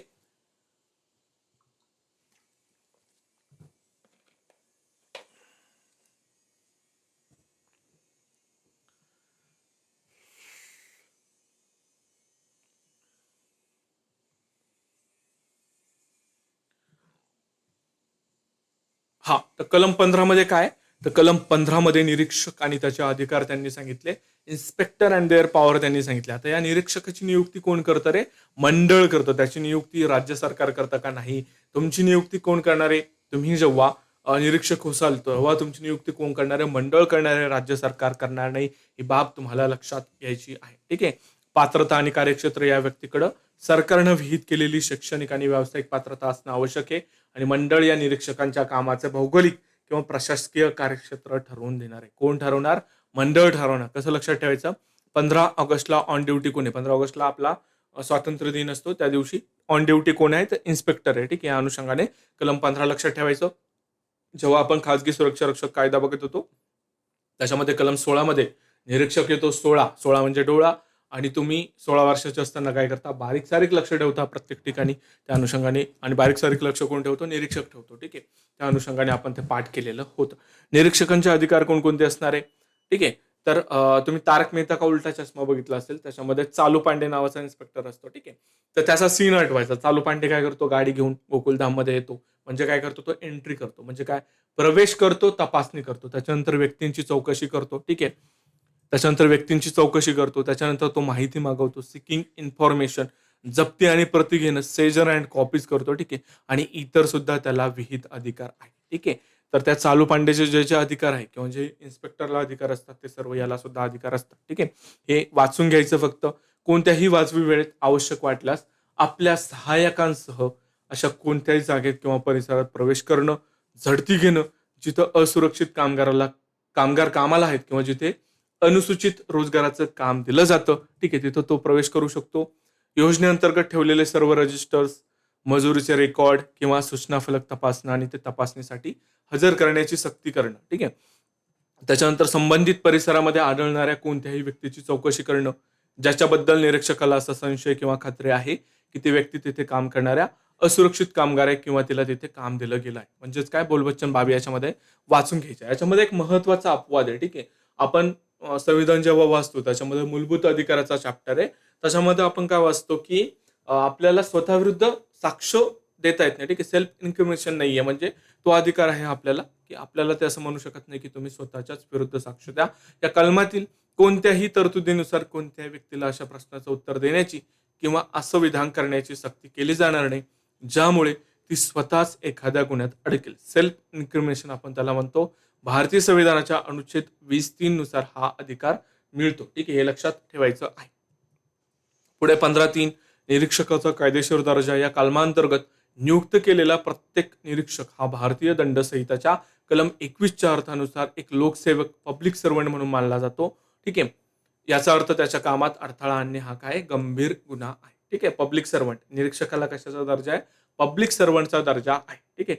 15 मध्ये निरीक्षक येतो. त्याची नियुक्ती कोण करतो? त्याला सेल्फ इन्क्रिमिनेशन घेता येत नाही आणि कायदेशीर दर्जा आहे त्याला पब्लिक सर्वंटचा. एवढ्या 3 बाबी तुम्हाला या कलम 15 मध्ये लक्षात ठेवायच्या आहे. ठीक आहे.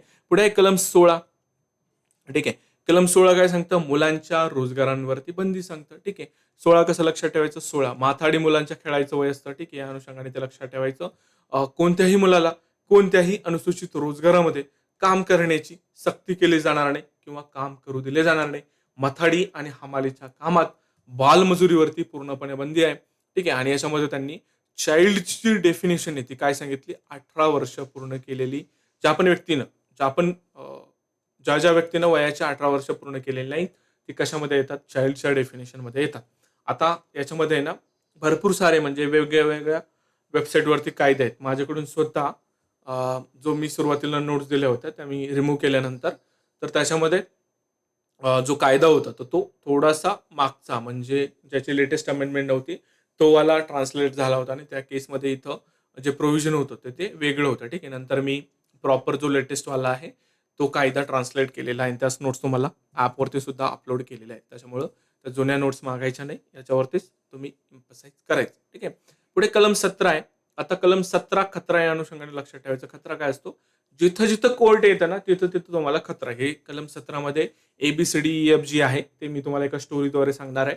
पाठ करून घेतो तुमच्याकडे टेन्शन घेऊ. तर कलम 17 मध्ये काय? कलम 17 मध्ये खतरा आहे.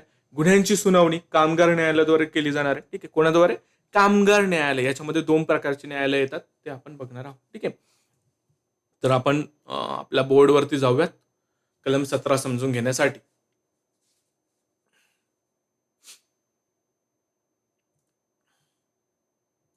हा तर तुम्ही बघा समजा जेठालालचं उदाहरण आपण घेऊ. जेठालाल आहे आणि त्याचं गडा इलेक्ट्रॉनिक्स नावाचं दुकान आहे. आता हा काय करतो? काहीतरी कांड करतो जेठालाल म्हणजे कामगारांच्या अधिकारांच्या विरोधात असं काहीतरी तो काम करतो आणि तो एक प्रकारे गुन्हा करतो. ठीक आहे. जो जेठालाल कडून गुन्हा झाला हा ऑब्झर्व कोणी केला? अब्दुलने ऑब्झर्व केला. ठीक आहे. बट अब्दुल हा स्वतः काय करणार आहे? हा अब्दुल स्वतः जाऊन त्या न्यायालयामध्ये हा गुन्हा दाखल करू शकतो का? नाही. ज्या कामगारांवरती अन्याय झाला ते सुद्धा स्वतः जाऊन तिथं गुन्हा दाखल करू शकता का? नाही. कामगार न्यायालय स्वतःहून ठीक आहे स्वतःहून सुद्धा हा जो गुन्हा झाला त्याची दखल घेऊ शकतं का? या गुन्ह्याची स्वतः ते दखल घेऊ शकत नाही. सो मोठू ते दखल घेऊ शकत नाही कामगार न्यायालय. याच्यासाठी जो आपला इन्स्पेक्टर चालू पांडे आहे त्यानेच काय करायला पाहिजे? लेखी तक्रार करायला पाहिजे. कुणाकडं? न्यायालयाकडे ते लेखी तक्रार करायला पाहिजे. हा चालू पांडे किंवा राज्य सरकार किंवा बोर्ड ठीक आहे हे 3 लोक चालू पांडे, राज्य सरकार किंवा बोर्ड हे 3 लोकांपैकी कोणीतरी एकाने लेखी तक्रार केली पाहिजे जी की 17B मध्ये तुम्हाला सांगितली. मग हे जे मॅटर आहे हे कोणाकडे जाणार आहे? कामगार न्यायालयाकडे जाणार आहे. ठीक आहे. जेठालालने काय केलं? काहीतरी कांड केलं. ठीक आहे. कामगारांच्या विरोधात. ऑब्झर्व कोणी केलं? अब्दुलनं. अब्दुल पंतेरी तो फाईल करू शकतो का? गुन्हा? नाही. त्याच्यानंतर सुमोटो करू शकतं का? नाही. याच्यासाठी 3 लोक आहेत चालू पांड्या, राज्य सरकार आणि बोर्ड या तिघांपैकी कोणाला तरी लेखी तक्रार करावी लागणार आहे. हा मुद्दा आता कामगार न्यायालयात गेला. ठीक आहे. कामगार न्यायालयात गेला आणि या कामगार न्यायालयात जेठालालला त्यांनी कन्व्हिक्ट केलं. ठीक आहे. कन्व्हिक्ट केलं म्हणजे काय? गुन्हा सिद्ध झाला. जेठालालला सजा झाली आणि जेठालाल आता रडत रडत कुठे गेला? गोकुलधाममध्ये गेला. तो त्याच्या एक बेस्ट फ्रेंडकडे जात असतो नेहमी तारक मेहताकडं. तो तारक मेहताकडे गेला आणि तारक मेहता यांना सांगितलं की मेहता साहेब असं असं कांड झालंय. तुम्हीच माझे फायर फायटर आहात. याच्यावरती काहीतरी पर्याय सुचवा. आणि मेहता साहेब त्याला सांगतात आपल्याकडं अजूनही एक ऑप्शन आहे. ते एक ऑप्शन काय? तर ते सांगतात की आपण अपील करू. आपण अपील कुठं करू?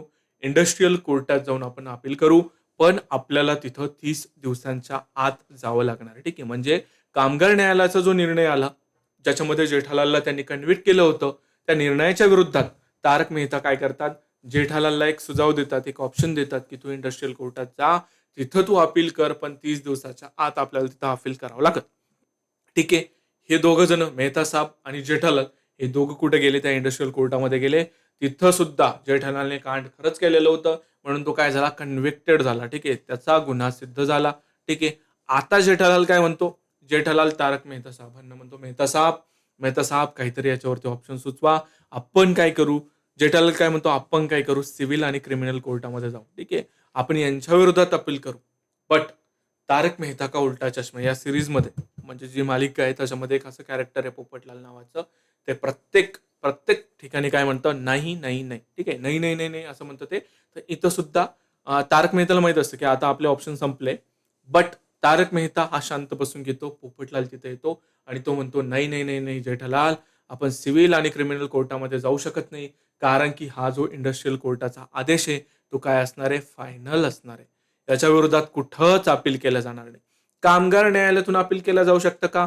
इंडस्ट्रियल कोर्टात अपील केलं जाऊ शकतं. किती दिवसात? 30 दिवसामध्ये अपील करावं लागतं. इथं जेठालाल हा काय झालेला आहे? दोषी सिद्ध झालेला आहे आणि त्याला त्याची सजा काय करावं लागणार आता? त्याला भोगावी लागणार आहे. ठीक आहे. पुढे 17 यप नावाचं एक कलम येतं. पुढे बघणार आहोत आपण ते. पण ह्या यपमध्ये त्यांनी काय सांगितलं, ह्या यफवरून तुम्हाला लक्षात ठेवायचं की पटकन निकाल लावायचा आहे. कसा? फटकन, फटकन निकाल लावायचा आहे. कोणाला? या लेबर न्यायालयाला, कामगार न्यायालयाला आणि इंडस्ट्रियल कोर्टाला काय करायचंय? फटकन निकाल लावायचा म्हणजे फटकन सुनावणी करायची. 3 महिन्याच्या आत हा फटकन कालावधी त्यांनी सांगितला. आता याच्यामध्ये थोडं सोपं काम केलं आपलं त्यांनी. दोन्ही ठिकाणी काय केलं आपल्याला कालावधी सारखा दिला 3 महिन्याचा. दोन्ही ठिकाणी आपल्याला कालावधी ते काय दिला त्यांनी सारखा दिला. फटकन निकाल लावायचा 17 एफ. ठीक आहे. त्याच्यानंतर गोकुलधाम सोसायटीमध्ये ना एक थोडंसं विचित्र कॅरेक्टर आहे सोडी नावाचा. ठीक आहे. त्याचं पोरगं असतं गोगी नावाचं. ठीक आहे. ते गोगी ना तेवढं ऍक्टिव्ह नसतं. ठीक आहे. त्याला आपण सोप्या भाषेमध्ये मंद बदक म्हणू शकतो. तर ते प्रश्न विचारताना असे खूप सिंपल प्रश्न विचारतं. ते प्रश्न काय विचारतं? ठीक आहे. गोगी मी का सांगितलं तुम्हाला 17G मध्ये ठीक आहे. 17G मध्ये एक प्रोव्हिजन येतं. ठीक आहे. तर ते जी फॉर गोगी असं लक्षात ठेवायचं. तो गोगी प्रश्न काय विचारतो, की हे जे कोर्टाने सुनावणी केली, हे जे जेठा अंकलला त्यांनी सजा दिली, तर हे अधिकार आहेत किंवा हे जे त्यांना जे अधिकार किंवा जे पॉवर भेटलं, हे कोणत्या कायद्याअंतर्गत भेटल्या? त्या केसमध्ये सोसायटीमध्ये एक हुशार व्यक्ती असतो, भिडे नावाचा शिक्षक असतो तो तिथे. तो भिडे सांगतो, "गोगी बेटा, बॉम्बे इंडस्ट्रियल रिलेशन ॲक्ट 1946चा त्याचे कलम आहे 85, 85, 110 आणि 118 त्याच्या अधिकाराअंतर्गत त्यांनी हा निर्णय दिलेला आहे." ठीक आहे. काय लक्षात ठेवायचं? स्टोरी लक्षात ठेवायची पूर्णपणे. आता आपण मेन कायद्यावरती येऊया. ठीक आहे. तिथं तुम्हाला ते आता समजून येईल. ठीक आहे.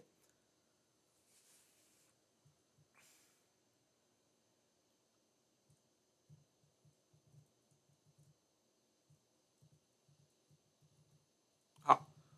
तर हे 17 मध्ये काय? 17 मध्ये खतरा आहे. गुन्ह्यांची सुनावणी कामगार न्यायालयाद्वारे केली जाणार आहे. ठीक आहे.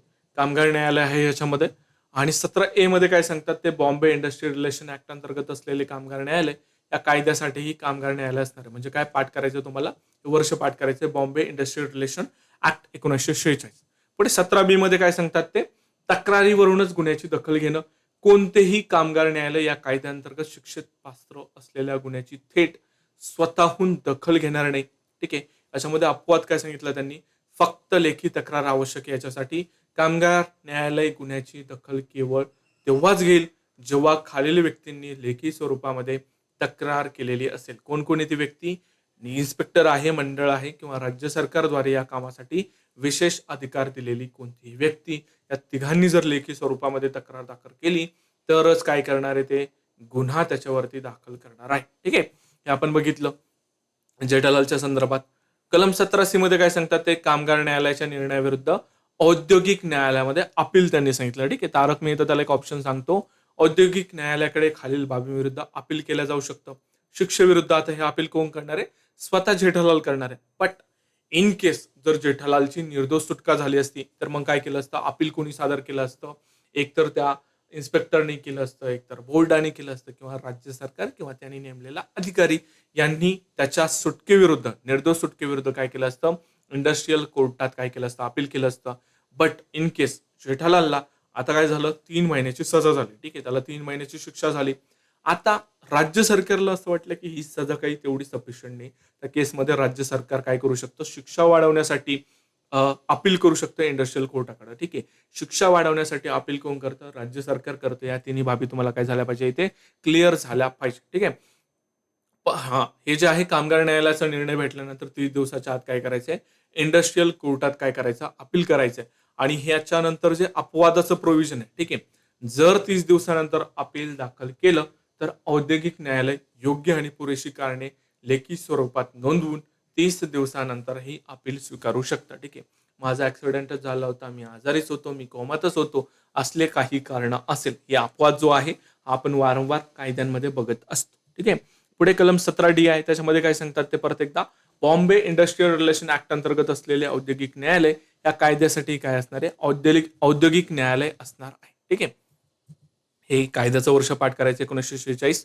त्याच्यानंतर 17E मध्ये काय सांगतात ते, कामगार न्यायालय आणि औद्योगिक न्यायालयाच्या निर्णयाला दिवाणी किंवा फौजदारी न्यायालयात आव्हान देता येणं. ठीक आहे. कामगार न्यायालयाचा निर्णय कलम 17C मधील अपिलाची तरतूद वगळता कामगार न्यायालयाच्या कोणत्याही निर्णयाला, शिक्षेला किंवा आदेशाला इतर कोणत्याही दिवाणी किंवा फौजदारी न्यायालयात आव्हान दिलं जाणार नाही किंवा प्रश्नचिन्ह उपस्थित केलं जाणार नाही. तुम्हाला जर असा प्रश्न आला, फक्त इंडस्ट्रियल कोर्टाच्या विरोधात दिवाणी किंवा फौजदारी न्यायालयात आव्हान दिलं जात नाही, तर ते विधान तुमचं चुकीचं असणार आहे. का? फक्त नाही, तिथं कामगार न्यायालय आणि तुमचं औद्योगिक न्यायालय हे दोन्ही न्यायालयांच्या विरोधात तुम्ही सिव्हिल आणि क्रिमिनल कोर्टात जाऊ शकत नाही. ठीक आहे. त्याच्यानंतर औद्योगिक न्यायालयाचा निर्णय तर कसा असतो, अंतिम असतो, फायनल असतो. ही बाब तुम्हाला लक्षात घ्यायची, ती स्टोरी लक्षात आणायची. त्याच्यानंतर 17 म्हणजे काय सांगितलं होतं मी तुम्हाला, फटकन सुनावणी करणं. दोन्हीला त्यांनी काय सांगितलं, 3 महिन्याच्या आत काय करायची, सुनावणी करायची. औद्योगिक न्यायालय आणि कामगार न्यायालय दोघांना सांगितलं फटकन निर्णय करा, फटकन सुनावणी करा. फटकन हा शब्दाचा जर आपण अर्थ बघितला तर 3 महिन्याच्या आत त्यांना काय करायची, सुनावणी करायची आहे. ठीक आहे. पुढे 17G मी सोडीचं पुत्र सांगितलं. सोडीचा पुत्र म्हणजे सोडीचा जो मुलगा असतो, गोगी. ठीक आहे. त्या गोगेचं सांगितलं होतं की बॉम्बे इंडस्ट्रियल रिलेशन ऍक्टच्या इतर संबंधी इथं तरतुदी लागू असतात. ठीक आहे. त्याच्यामध्ये कलम कोणकोणते, 85A, 110 आणि 118B, तसेच इतर संबंधित तरतुदी जशाच्या तशा लागू होतील आणि न्यायालय व संबंधित पक्षकारांना त्याचं पालन करावं लागणार आहे. ठीक आहे. हे जे कलम 17 आहे, 17 मध्ये खतरा आहे. ठीक आहे. तर तुम्ही भरपूर साऱ्या बाबी बघितल्या, ती स्टोरी आठवायची. स्टोरी ब्लँक पेजवरती किंवा तुमच्या कायद्याच्या बाजूलाच इथं जे सेक्शन आहे तिथंच ती लिहून घ्यायची, जेणेकरून तुम्हाला ते पाठ होईल. ठीक आहे. आता पुढे 18, 19 आणि 20 हे जे कलम आहे, तर हे कलम आपण ऍक्च्युअली याच्यामध्ये सुद्धा बघितले होते, खासगी सुरक्षा रक्षक कायदा. तरी सुद्धा एकदा त्याला ओव्हरलुक आपण करून घेऊयात. कलम 18 मध्ये काय सांगतात ते, असुरक्षित कामगारांना वर्कमेन्स कॉम्पन्सेशन ऍक्ट लागू होणं. ठीक आहे. वर्कमेन्स कॉम्पन्सेशन ऍक्ट कधीच आहे, 1923चा आहे. आता त्याचं नाव काय, एम्प्लॉई कॉम्पन्सेशन ऍक्ट आहे. तर हेच पाठ करायचं. ठीक आहे. आणि त्या अंतर्गत वेळोवेळी तयार केलेले नियम हे या कायद्याअंतर्गत येणाऱ्या सर्व नोंदणीकृत असुरक्षित कामगारांना काय असणार आहे, आवश्यक फेरबदलांसह लागू होतील. ठीक आहे. त्याच्यानंतर याच्यामध्ये मालकाची डेफिनेशन, ही जी मालकाची डेफिनेशन आहे, जिथं मंडळ पगार करतो तो कामगाराचा मालक मानला जातो आणि इतर बाबतीमध्ये जो प्रत्यक्ष मालक भरपाई देतो, ठीक आहे, तर तो तिथं मालक मानला जातो. ह्या डेफिनेशन सुद्धा आपण खाजगी सुरक्षा रक्षक जो कायदा बघत होतो त्याच्यामध्ये बघितलेलं होतं. पाठ काय करायचं, तुमचं हे जे कायद्याचं वर्ष आहे, एम्प्लॉई कॉम्पन्सेशन ऍक्ट 1923, हे पाठ करणं अपेक्षित आहे. त्याच्यानंतर कलम 19 मध्ये काय सांगतात ते, कामगारांना वेतन वाटप कायदा 1936 लागू करणे. ठीक आहे. हा कायद्याचं वर्ष परत एकदा पाठ करायचं. वेतन वाटप 1936 मध्ये काहीही तरतूद असली तरी राज्य सरकार अधिकृत गॅझेटमध्ये अधिसूचना काढून त्या कायद्यातील सर्व किंवा काही तरतुदी या कायद्याअंतर्गत येणाऱ्या नोंदणीकृत असुरक्षित कामगारांना काय करणारे, लागू करू शकते. याच्यामध्ये मालकाची डेफिनेशन परत एकदा वरती जे सांगितले ते, जिथं बोर्ड पगार करतं तिथं तो त्याचा मालक मानला जातो. ठीक आहे. याच्यामध्ये त्यांनी काय केलं, निरीक्षकाचे अधिकार सांगितले. हे पुढे कलम 20 आपण जेव्हा बघतो, मॅटर्निटी बेनिफिट, ठीक आहे, मातृत्व लाभ, त्याच्यामध्ये सुद्धा त्यांनी निरीक्षकाचे तेच अधिकार सांगितले. हा कायदा लागू झाल्यानंतर या माथाडी कायद्याअंतर्गत नियुक्त केलेला निरीक्षक हाच त्याच्या स्थानिक कार्यक्षेत्रामध्ये वेतन वाटप कायद्याच्या अंमलबजावणीसाठी देखील काय असतो, अधिकृत निरीक्षक मानला जातो. ठीक आहे. बट ऑब्वियस बाब ही त्याच्या अधिकार क्षेत्रामध्ये तोच काय असणार आहे, तोच वेतन वाटप चा जो, ठीक आहे, अधिकृत निरीक्षक असणार आहे. ठीक आहे. पुढे अधिसूचना रद्द करणं किंवा बदल करणं, तर राज्य सरकार सल्लागार समितीच्या सल्ल्यानंच काय करणार आहे, गॅझेटमध्ये तसेच दुसरी अधिसूचना काढून पोर्ट कलम 1 अन्वये जारी केलेली नोटीस रद्द करू शकतं किंवा त्यामध्ये काय करू शकतं, ते बदल करू शकतं. ठीक आहे. हे राज्य सरकारला तो अधिकार आहे. पुढे कलम 20 आहे. तर माझा घसा थोडासा हे झाला, तर इथून पुढच्या बाबी आपण पुढच्या लेक्चरमध्ये बघूया. ठीक आहे. मला हे पूर्ण एकाच लेक्चरमध्ये संपवायचं होतं, बट लेक्चरची लेंग्थ वाढल्यानंतर अपलोड व्हायला थोडेसे इश्यू येतात. आपल्याकडे डिव्हाइसेस अजून तेवढे ॲडव्हान्स नाही आहे. ठीक आहे. त्याच्यामुळे मी हे लेक्चर इथं स्टॉप करतो. पुढचे कलम आपण पुढच्या लेक्चरमध्ये बघूयात. ते पण आजच अपलोड होतील. आज तारीख आहे 3. ठीक आहे, 3 जून. Thank so much. भेटू पुढच्या लेक्चरमध्ये. तोपर्यंत बाय.